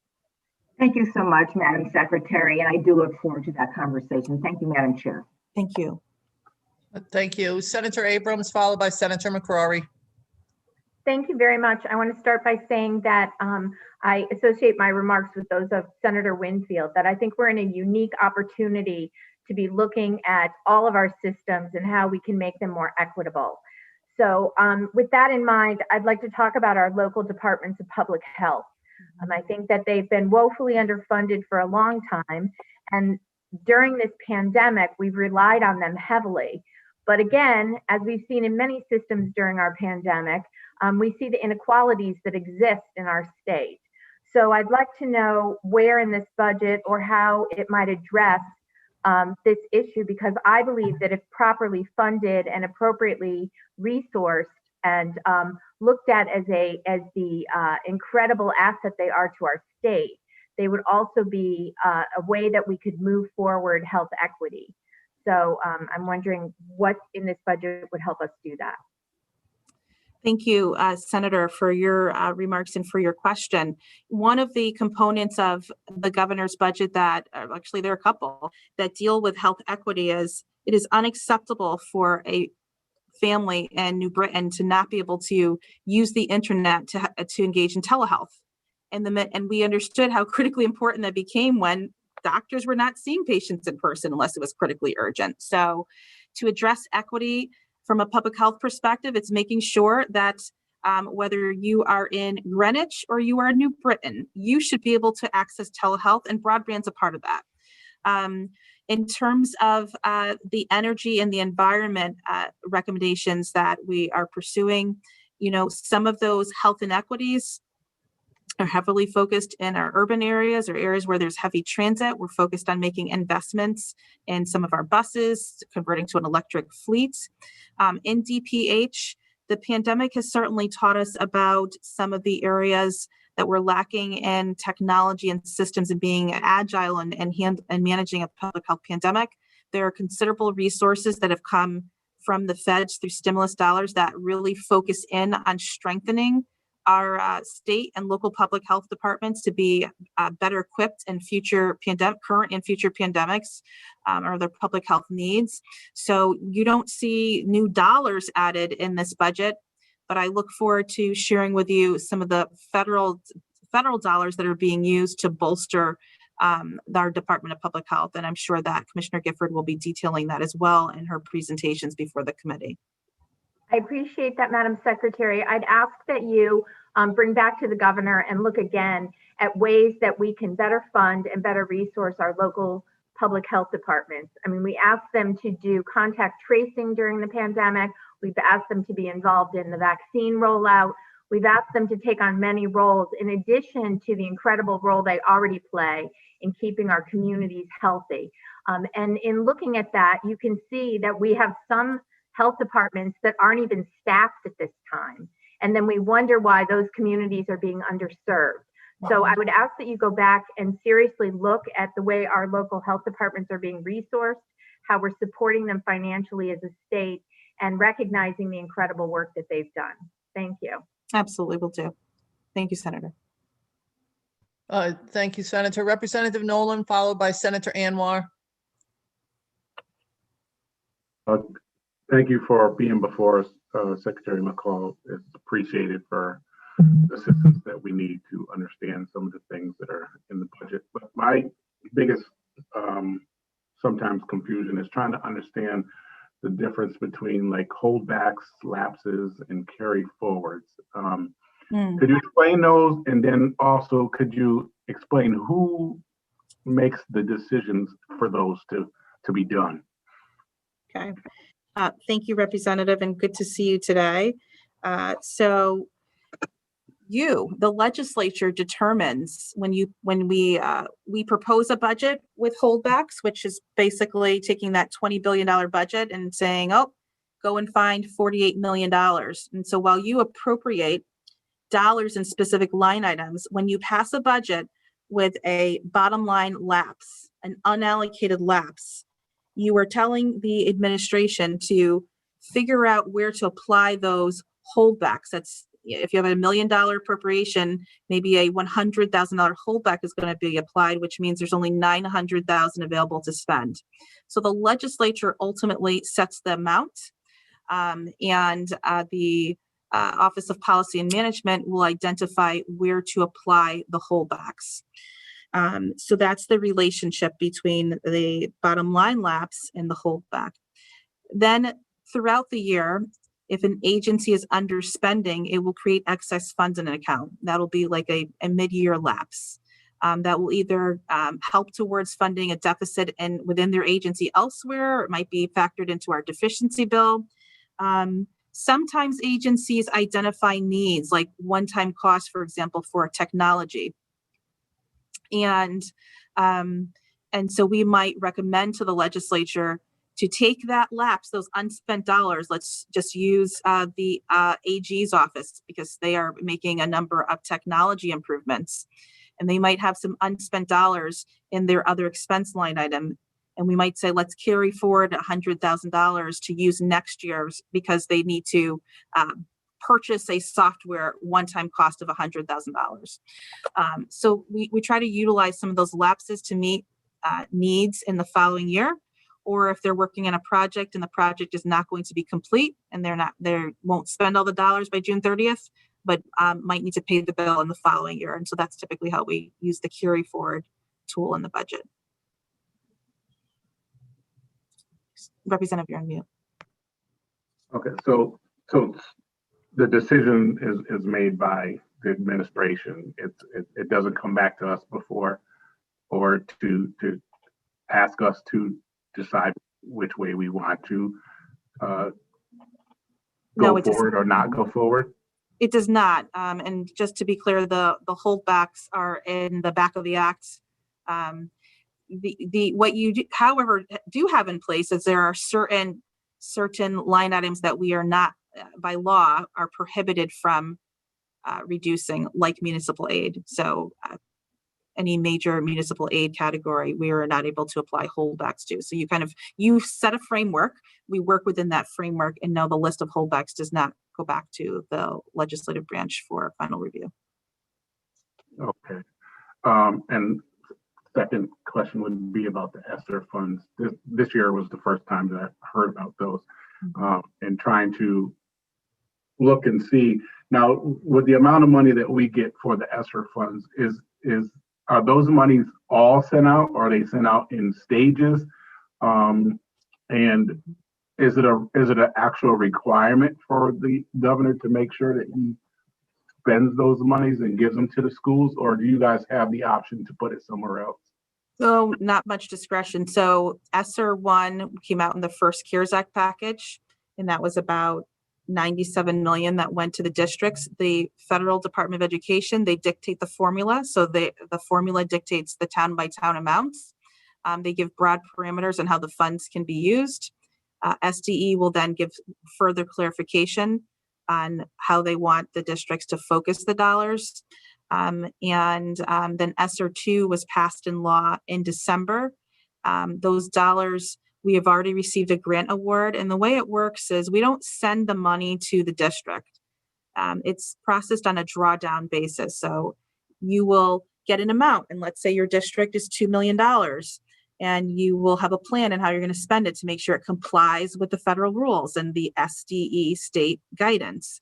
And then from there, as you spend, you will then submit a request to be reimbursed for those expenses. They confirm that the spending is consistent with the plan. And then the dollars will then show up in the bank account in the respective district to support whatever claim they put in for reimbursement. There is no squishiness about, do we have the money? Is it ours? We have it.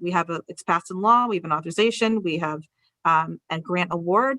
And so it's just a matter of the district submitting a plan. And as they spend, they'll submit a request to be reimbursed. So it's very firm. Thank you, Representative Nolan. Nice asking a couple questions all at the same time. So I missed Senator McCrory. I'm sorry, Senator, you're up now. Thank you, Madam Chairwoman. And Secretary, great to see you. I'm always impressed by your presentations and your understanding of this budget and how it works. I'm glad I got an opportunity to come back to the Appropriations Committee to work directly with you. Two things. Yes. I was triggered by piggybacking off my colleagues, Senator Winfield and Senator Abrams, in regards to equity. Mm-hmm. Senator Winfield mentioned something about equity, and your response was, you talked about the Governor's Workforce Council and what we're going to do for high school kids and getting their FAFSAs filled out. Mm-hmm. So I'm going to say this, and I don't want to go back and forth, because I will work with you because I respect your work and I know you mean well. But I'm going to talk about equity from the standpoint of those who've been harmed or impacted by the inequities in these systems that was present before COVID and now while we're in COVID. And when I looked at this budget, and I didn't go all the way through it, I saw nothing that talked about how we going to deal with the equity issue when it comes to access to capital in these marginalized communities. And I'm always concerned by all this new terminology that we use when we talk about people in red line communities, marginalized communities, this new term, social vulnerables, all these new terms, like what we really talking about, people who are living in ghettos that were created by government and by policymakers. Mm-hmm. So I don't see anything in your budget that is intentional. Mm-hmm. I'm gonna say that word again. Your budget is not intentional to serve those who are impacted the most. You have general concepts here. And when we do general one strike fit all concepts, those people who are impacted the most are damaged the most. Mm-hmm. And that is reflective in our testing with COVID. It's reflected in our vaccination right now. It's reflected in our policies that we put forth. And I see nothing in this budget that speaks to access to capital for people living in the marginalized community. I don't see anything in there that talks about healthcare, access, quality healthcare that we're going to do, a plan that we're going to be put forth. I don't see anything that talks about our housing policies, a lack of home ownership. I don't see anything when it talks about one of the most important things. When we talk about equity is a disparity study, which hasn't been done in this state in 30 years. Okay? So when I talk about equity, that's the point I'm talking about is from, not by these general concepts. And lastly,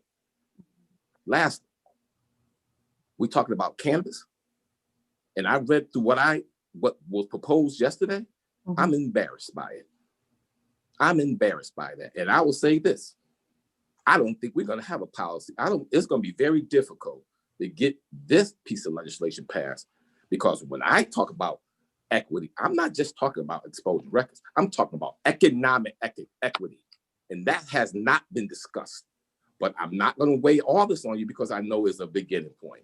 I know this is a canvas and it's a marathon and we will work our way through this. But I am not going to allow anyone to come before me and give you one-sided view of what I believe, what you might believe equity is, as opposed to another side of view, what we believe, those people who have been impacted by what equity is. So you can comment if you want. I don't need. Well, you know I'm going to comment, good senator. But I am telling you, and I am sending this message loud and clear. We are not going to do business like we did before. And if we're going to have some uncomfortable conversations, then I'm going to lead them. And I'm not going to use these made up terms to hide behind what we're not doing. So I appreciate if you want to respond. That's cool. I love it. Go ahead, because we're going to work together. Well, we're going to work together, Senator. And first of all, it's good to see you. And these tough issues that people have faced are real conversations. And I don't take your remarks as disrespect. That's passion. And I want the public that's watching it to understand that that's the way I receive it. You're passionate about it, and I'm passionate about it. Given everything that has happened across our nation, part of what I think our role and our responsibilities are for us to get around the table and begin to imagine what equity looks like.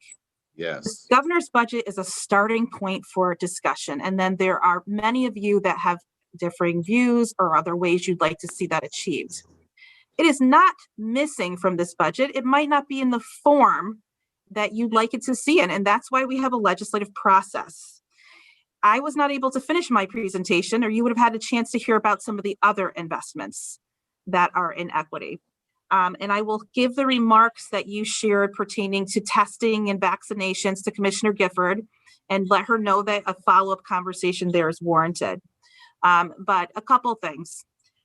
Hartford itself is getting an additional $32 million. This is not about Hold Hartford. on, let me finish, sir. My dear friend, with all due respect. And we need to talk about, well, what is it that we want to accomplish with these funds? There is over $200 to $300 million in the capital budget to focus on affordable housing. Yes, for the people in the projects to have a decent housing situation. Okay, so there's funding in there for economic development.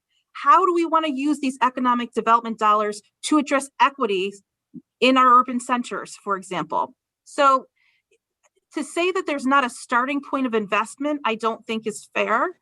To say that you'd like to have it further developed, there's an opportunity for doing so, and that's a part of our work that we will do together. If there are other areas that we envision to address equity, let's begin to have that discussion. But it is not missing. It might not be in the form that you'd like, or maybe you didn't get a chance to hear about the other areas because my presentation was cut off. The capital budget has significant investment. I'd love to sit down with you and walk you through some of those areas of investment, and you might bring some ideas to the table, Senator, as to how those monies can be used to support the broader goal. Look, I'm not going to sit here as an OPM secretary and the first African-American OPM secretary and take shots that the Black woman did not invest in equity. This is about a frank discussion. This is about a discussion between the executive and the legislative branch at a time like this, such a time of this, as to what we want equity to look like in the state of Connecticut. It's not an ending point, it's a starting point. And I hope that all of your colleagues and you, sir, because I know that we can engage in straight talk and we do so respectfully. I know that you receive it that way, but this is a starting point for discussion. The governor is open ears. I have open ears. Let's begin to frame what equity looks like. But let's also recognize that we have some financial challenges and we need to figure out how to not short skate equity and still balance our budget and do what's responsible from a financial perspective. So today is a starting point for that. And I know you know how to reach me. And when you're ready to have that conversation, I'm absolutely there. Listen, you will be hearing from me. I'm looking forward to working with you. It is a starting point, but I want to be clear where I stand because I don't like ambiguity. I can work with you. I'll work with anybody, but I'm not going to come here and hoodwink you. We're going to have honest dialogue and we're going to get something done. So I appreciate your comments. And Looking forward to it, Senator. And I'm hoping that we have that discussion in public so that everybody can hear it. Thank you very much. Senator Anwar is next, followed by Representative Porter. Thank you so much, Madam Chair. I'm having bandwidth issues, so I'm just see me, then I won't be able to speak as well, and I know you'd rather hear me. I wanted to thank you, Madam Secretary, for the hard work that you're going to list some of the areas of my concern, and I just want to keep it somewhat limited, but at least have a starting point. $3 million taken from assistance program for the Department of Housing at a time when we have the highest number of people who need rental space and support. I know there's funds, but we need to make sure we're not creating a cliff. During the time when we are worried about the children who are fostered in the communities, we are eliminating children protective services positions. So that's an issue. And then we are removing all the funding from the Workforce Training Authority. Then we are also pretty much not increasing the support for the nonprofit sector, which is the hardest hit, which obviously not getting the resource. Workload is increasing in a very critical time. We are basically the time when they're hurting the most, we are not able to provide them the support. And finally, I just wanted to add that I'm now not only worried about the current time, but I'm worried about the artificial cliff that is being created now from using some of the funds from the federal government. And in 2 years, I'm worried about what's going to happen. Hopefully, there won't be a desire to have the federal funds come in, but we will have more problems. But thank you again for your time, and thank you for listening to all of us. Thank you, Senator. Look forward to working with you. Thank you, Senator Anwar. Representative Porter, followed by Senator Minor. Thank you, Madam Chair, and thank you, Secretary Melissa McCaw. Good to see you. I actually was going to ask the same thing that my good senator just asked, concerned about the Department of Housing, the homeless, the 3 million lapse, and was just wanting to talk about using the additional federal dollars that we got. If you could kind of speak to like the rental assistance of 237 million, the child care supplement of 23 million, the funeral benefits 41 million to help families who lost loved ones struggling to pay. I would love to hear a response to that, and especially because as the chair of labor, you know, we've been going back and forth. I have a constituent, workers' comp presumption, workers' recall rights. There's so many things that are exacerbated and highlighted due to pre-COVID conditions that had never been addressed. And I think that some of the things that we have made an exception to need to be the rule post-COVID, because it's things that we should have done a long time ago. People are in desperation. They're in dire need, and they are looking to us to give them what they need, to supply them. You know, we have essential workers, the first ones that had to report to work, the first ones that got COVID, the first ones that died, the first ones that got laid off, the first ones to lose health care, the first ones whose children, because they had to go to work, experienced the digital divide that put them even further behind. So we're talking about kids being left behind during COVID. We had a tremendous opportunity and resource gap before COVID ever reared its ugly head. So if you could just kind of speak to some of those things, I would greatly appreciate that. Absolutely. Thank you, Representative Porter. First, with respect to the $3 million in housing and homeless, that has no impact to current services. There are funds that have been lapsing. There's a significant investment from the feds, $237 million to help with rent relief, as well as utility arrearages. The Department of Housing will be coming out, rolling out the program. One of the things that we needed to address is that the first program was burdensome to individuals that were applying for the relief. We've been trying to streamline the program. So for example, if you're already receiving some type of state support, instead of having you have to apply and do all of the income verifications, if you are a recipient of TFA, for example, then we've already done that eligibility screening through our other programs. So we're trying to minimize having to do that again. So guidance will be forthcoming about the rent relief, as well as an ability to pay down some of the utility arrearages. Within the child care CARES Act 2 that came out, Commissioner Bai is focused on providing stability to our child care centers. Many of them are not at full capacity. And for social distancing reasons, they might only have 50% of the kids in the classroom. So part of that is to make up for the gap of those slots that are not being paid for. We're concerned about the child care network and centers closing, and they need to have stability in their funding resources. Within the capital budget, significant investment. Senator, you're not on mute. Significant investment in affordable housing. Commissioner Sela Mosquito Bruno has just finished a housing assessment and plan across the state. So the governor will be focused on moving a lot more bonding dollars to get some of those housing projects funded and moving forward so that there can be an intense renovation, as well as there are areas where their demands are not being met for more low-income affordable housing. So those are some of the areas where we're focusing. We're going to maximize using those federal dollars. You're going to see a lot more of focus in our bond commission agendas on the housing side of our investments. Thank you for that response. And the only other thing I'll say is that I am definitely concerned about the lack of notice or talk about investments in youth employment for communities that have been hit the hardest by COVID-19, and that directly relates to some of the crime and things that we see going on in our inner city. So I would really like to have a sidebar conversation with you regarding that and equity around cannabis, and I'll leave it there. Thank you, Madam Chair. Look forward to that, Representative. Thank you. Thank you. Thank you, Representative Porter. Senator Minor will be followed by Representative Gilchrist. I'm skipping over Representative Datham because she's already talked once, and I'll get to people who have not talked yet. Thank you, Senator, and thank you for being here, Madam Secretary.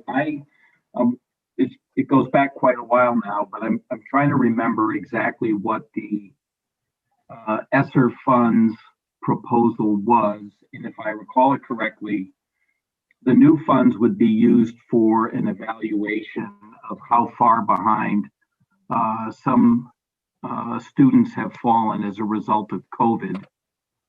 If that is correct, my question is, if we appear not to be spending the ESSER 1 funds when it comes to education at a rate that we think perhaps might be speedy enough, why would we not be embarking on that evaluation now, as opposed to waiting for presumably the allocation of ESSER 2 funds as part of this budget? Thank you, Senator, for the question. The districts, when they came in, had specific plans for how they would utilize ESSER 1. They had estimates of what they'd need from a PPE perspective, from a building cleaning and IT perspective. They indicated additional social emotional supports would be necessary, and then additional support for the teachers in the classroom that are trying to navigate an in-person and remote teaching delivery. We are now, almost more than halfway through the fiscal year. It's quite possible that we'll see a lot more requests for reimbursement. The ask or the direction to start doing the learning assessments does not have to wait. The guidance went out to the districts maybe like 2 to 3 weeks ago and told them to begin to prepare plans to address this, because they might need to start their remediation efforts, if you will, in the summer, do the summer school program. So districts are not being told to wait until July 1, 2021 to begin planning. They were directed to begin to start that planning process now, and then to submit more details to SDE and how they plan to accomplish that. They need to do the assessment so they know where to focus. They need to be strategic about their summer school programming, and they need to be strategic about what adjustments they need to make in the upcoming school year to account for any areas where they're concerned about the kids' progress academically. So that work begins now. It does not wait. Thank you. And so I guess that question kind of leads to my second question. I've listened to some people inquire about the ECS formula. And I can tell you, as someone that toiled with that vote, because of the impacts to many of the communities in the 30th district, it troubles me that we are going to kind of set that formula aside, knowing that it was intended to represent inequity, knowing that it was intended to represent a clearer vision of student population. I think it was no less than 3 court decisions. And so what is the rationale for setting the formula aside and supplanting what the formula would have been, entitled fund? Why not bring the revenue in from the federal government, run it through the appropriations committee with a plus up, so continue to fund the formula as it's projected to go out, and use the balance of the funds to Senator Minor, we're losing you in and out. Did you catch that, Madam Secretary? I think I caught the gist of it, Madam Chair. Let me go ahead and try to answer Senator Meyer's question, and if he needs to clarify, feel free to jump right in. So the formula for the ESSER dollars are dictated by the Federal Department of Education. The result, however, is that only 9 districts get less than what they would have received under the formula in fiscal year 2022. Those districts, the cost to make them whole is $527,000. We are going to fully fund that $527,000 from the Coronavirus Relief Fund, so that every district is getting at least the amount of money that was promised under the formula in the first fiscal year of the biennium. So essentially, I think that accomplishes precisely what you were referencing, Senator Minor. There would be an adjustment required in the second year of the biennium, about $3 million to make 16 districts whole that would be getting slightly less than what they would have received under the statutory phase-in. That's certainly something that we can work on throughout the legislative session. I think there's probably a path to get there. Certainly, the hole is closed for the first year of the budget. You essentially get funding that equals the statutory phase-in fiscal 22 in the majority of districts, as well as in the second year. And if we're concerned about the 16 in the second year that are not whole, then we should talk about a path to make that happen. Understand it. It's a valid point, and happy to have that discussion. So maybe it was the cutting in and out. So the focus of the question, and maybe this will be clearer, was why are we going through the exercise of freezing the ECS formula if we are that close in total funding? There surely must be some reason for why we're doing that. Well, if you don't freeze the ECS formula, you need to make a general fund commitment of $30 million in the first year and $60 million in the second year. If you don't freeze the law, then this budget needs to show those dollars appropriated through general fund resources. And you would therefore fund the formula plus receive $440 million over the next 2 years for education.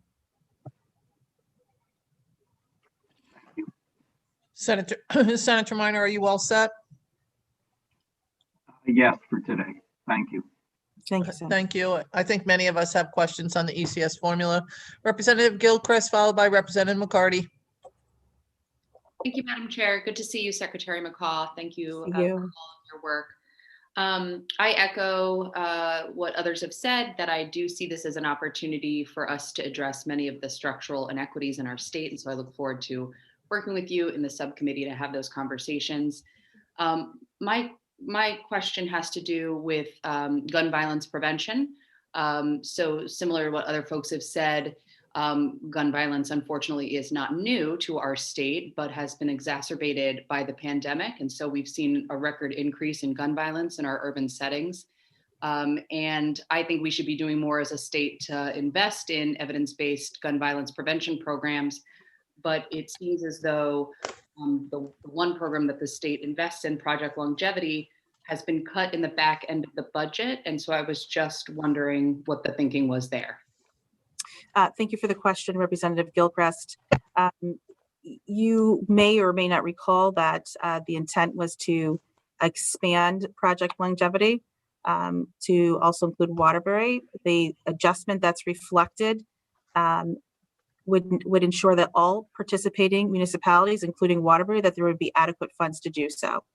So this is just annualizing a holdback that we've had in the program, and we are maintaining the funding levels that have actually been utilized for this program consistent with fiscal year 2021. So there's a portion of that appropriation that had never been rolled out and hadn't been utilized. No programmatic cut here. Waterbury can still participate, and there's adequate funds for them to do so.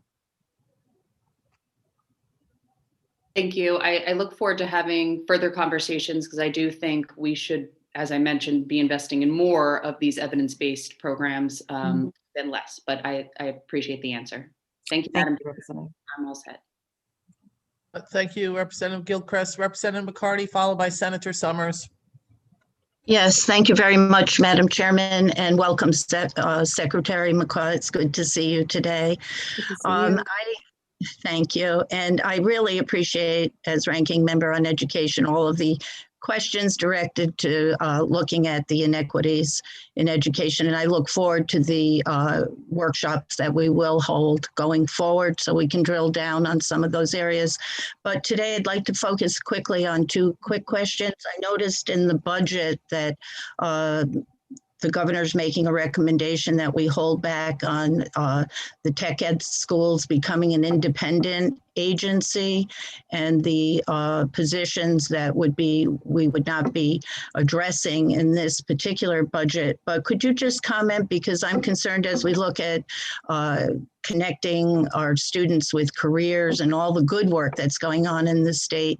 Could you just give your statement about how we will address with the tech schools? Because I know they're doing fabulous work working with our community colleges and going forward, and we do actually need more teachers in those areas. So could you just address that for a moment? And then I have a absolutely. second. Thank you, Representative McCarthy, for the question. We are proposing to delay establishing the community technical schools as a separate agency.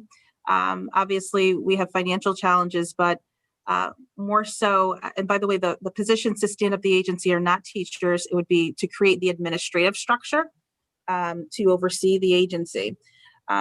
We believe there's some work to be done with the community technical schools. You're going to see a recommendation come out in the CREATES report where we benchmark very high with our administrative structure.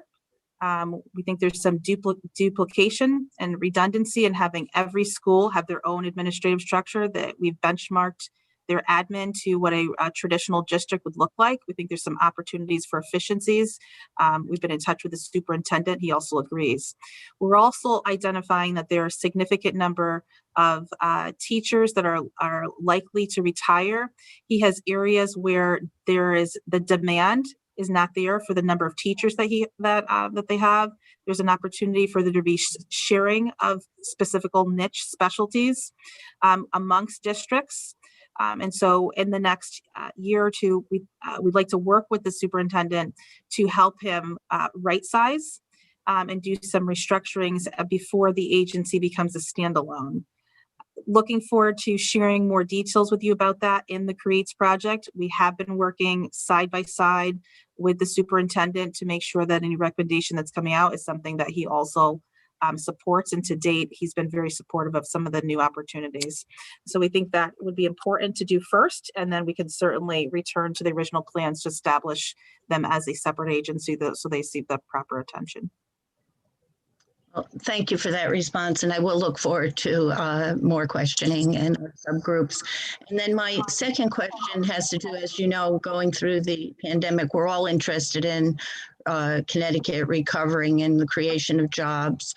And so that leads me to our tourism fund, and I'm glad at least it's flat funded in this budget, but does the office have any plans ongoing to how we're going to replenish and looking at our arts and cultural programs going forward? How can we sustain that fund? Because we do know that we need to really rebuild our tourism industry in the state. So while it's there, flat funded this, I'm hoping that we can look at a long-term plan. And if you could maybe comment just for a moment there.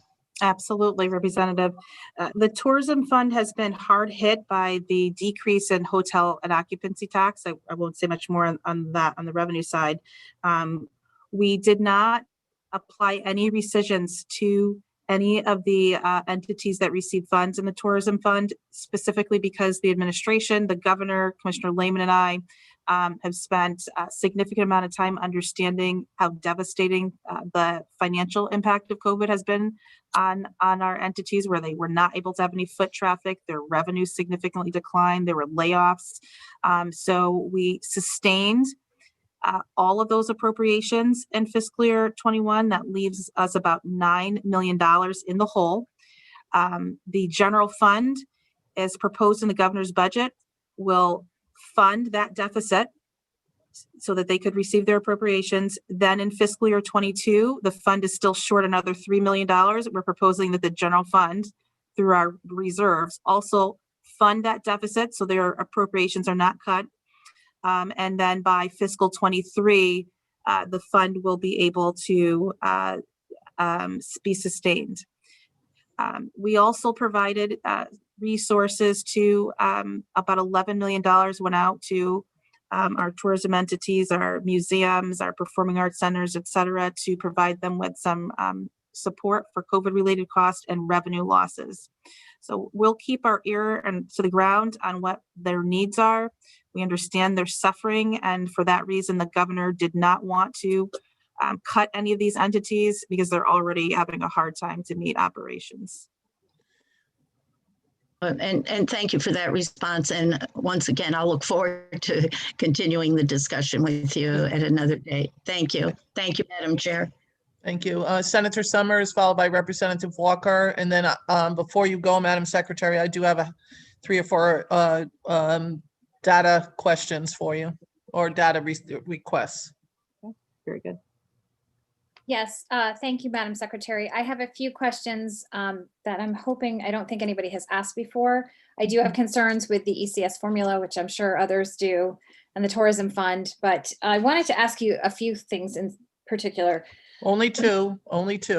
Okay, well, they're all a few things is 2. We only have 19 minutes left, so okay. Only 2. So quickly, this has to do with the subsidy that you have for $50 million for the healthcare exchange. And this really is, I think, an appropriations question, because I think it's an assessment. Is this funded through an assessment on health insurance premiums, or how is this funded? That's what I'm thinking it is. Could you answer that? It would essentially be reflected as an assessment on our insurance carriers to then therefore provide the premium subsidy support through Access Health. We reflected it as off budget. It certainly could be accommodated in on budget. You have adequate spending cap room to do so. But the plan would be that it would be an assessment to the insurance industry. So it is another assessment or tax on the insurance premiums for that they will pay? That is correct. And okay. The governor feels, particularly, I think some of your colleagues have raised the concerns with access to affordable health care in light of where we're at in the midst of a pandemic. He felt that this was appropriate and timely, given that we still have folks that cannot properly access services, and felt that this was necessary to bring forward at this time. Okay, I just wanted to verify that. And then second question, I'm concerned, I have more, but I'm only allowed to ask 2, is the flat funding of the health districts. I'm really concerned about that because our health districts have done Herculean work. It's flat funded across the board. They need more help to be able to handle what they're doing now on a shoestring budget. You know, over the years it's been cut. Can you speak to why it's flat funded? Well, I'd love to have additional discussion with you, Senator Summers, with Commissioner Gifford, and we can certainly take a look at what we can do through some of our stimulus dollars. One, we need to hear what the needs are. And if that's not adequately getting to Department of Public Health, I'd like to help make sure that that's happening. And then there's considerable work that needs to be done from a contact tracing, detection, mitigation, strengthening our public health systems. We should look to the stimulus dollars. We just received an award for $200 million to focus in those areas. And perhaps we need to think about the extent to which our local health centers can be a part of some of that body of work. I'm happy to engage in a conversation with you, with Commissioner Gifford, to see what we can do there. The governor's thought process here was to sustain the level of commitment and to use the federal dollars where we need to do some bolstering. But if there are needs that you're hearing on the ground that are not making it to the administration, then we certainly want to make sure that that is heard. I will absolutely get you that information. Thank Very you. good. Thank you. And Senator Summers, there were a lot of people that had more questions. If you forward those questions to the administrator, we're sending them over to OPM so that we can get the answers back to everybody. So Representative Walker. Thank you, Madam Chair, and thank you, Madam Secretary, for your answers. And I want to echo what my co-chair said. Please, please, please get those questions into Sue, because it saves us some conversations instead of having a lot of sidebar conversations. If we have a group collective conversation, and then we can all come to the same conclusions or close there. I just want to jump in because I was listening to your conversation with Senator Minor.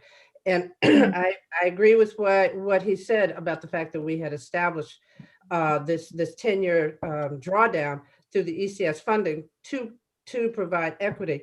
And then you said that there were only 16 losers in this process, but maybe I misunderstood what you're saying, because I looked at the runs that came with the budget, and first of all, it's a loss according to what we got from the budget. It's a loss of about $38 million in 21, and I mean in 22, and then 23 about $77 million. And these are runs that we got from you, that we got out of the budget. And I looked at the number because you kept saying that there were only 6 that lost.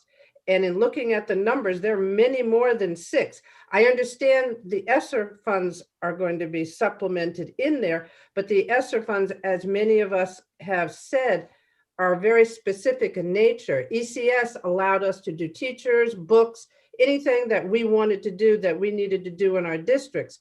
So the supplemental dollars do not hit those items. They hit things that are necessary, which is why the federal dollars came, so that we could take it away from using our state dollars to address all those needs, like the HVAC and the reinforcements of the districts and everything in their buildings, et cetera. So I guess what I'm trying to understand, you kept saying that it's only 6 districts that are affected. Can you explain that? Mm-hmm. So first of all, when you compare the amount that our districts would have received under the ECS formula with the phase-in over the 2 years, the cost is $32 million year 1 and a little over $60 million in year 2, based on OPM's runs.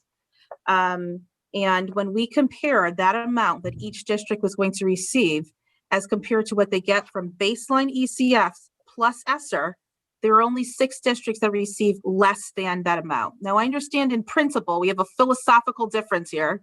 I think what I'm hearing you say is that there's a philosophical difference between your belief that it could be ECS and ESSER, because ECS was an equity thing that you committed to, and ESSER for COVID-related response. What the administration is saying is that the amount that the districts were going to get under the formula, that they're all receiving it with the ESSER dollars, and there are only 6 that get less than the combination of ECS plus ESSER. So that's where I think the disconnect is, and the 6 that are short, if you will be funded through CRF as proposed by the governor.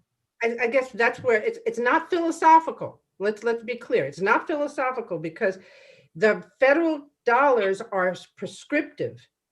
The ECS dollars are directed towards education, 2 different items. So when you say that it's philosophical, it's not, it's by definition how the feds are giving it to us. And I mean, if you're doing adding up dollars, that's fine. And I agree with you with adding up dollars, but this isn't adding up dollars. These have already been told to us, unless you're saying as a state and what the governor is saying to the federal departments, that we are going to use this in the way that we use our other educational dollars. But that's not what the federal dollars were. And they say that in recovery, and they define it. So it's a big difference between what the definition is and philosophical. I mean, so I just want. I'd love to have it. Would love to have a SDE and OPM and certainly yourself or your colleagues in the room to talk about the restrictions or non-restrictions on the use of the funds. That's not our understanding. The bottom line is that 160 towns are getting $167 million more than they would have under the ESSER formula, plus baseline ECS without adjusting for lower enrollment. 153 towns in fiscal 23 are getting 138 million. And Representative Walker, if you're finding that your staff is reporting that the uses differ from what we're conveying, then we get in the room, we roll up our sleeves, and we figure out if that is in fact true.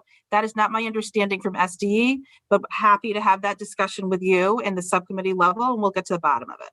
I look forward to that too, but I also just want to go back and point out, this is not SDE's decision. It's not the governor's decision. It's the guidance from Washington. We have the same guidance. So that's where we need to get in the room and talk about the guidance and the breadth of it and the flexibility in it and determine if there are gaps. We spent a Gregorian amount of time looking at the guidance. I have it sitting here right in front of me. We've been in conversations with the acting commissioner, and it is our belief that there's broad flexibility. So when the districts come back and say, you know what, I have these costs I need to fund, but I really need to focus my learning loss plan in these areas, there might be some distinctions. That process has not yet occurred. So I'm happy to spend a little bit more time on the actual guidance with you, and we'll bring SDE in to bring greater clarity. Yeah, I thank you. I just want to make sure that everybody understands as opposed to sort of terminology, because I get all these questions from everybody. I'm just trying to make sure that we say these are federal dollars and they did a great job, and these are state dollars and we're grateful for those. But we need to make sure that they're understood. So thank you, ma'am. Thank you very much. Thank you. Thank you. Thank you. Lucy, I'm going to skip over you again. I'm going to ask a couple questions. I don't know if we'll get to second questions. Madam Secretary, I think I'll be closing out the meeting. Minnie, you have. I'm sorry, Senator. I'm having a difficult time hearing you. There's some interference there. It was Representative Gonzalez. She put herself on mute. We're all set now, I think. So I have a couple of questions on the nonprofits.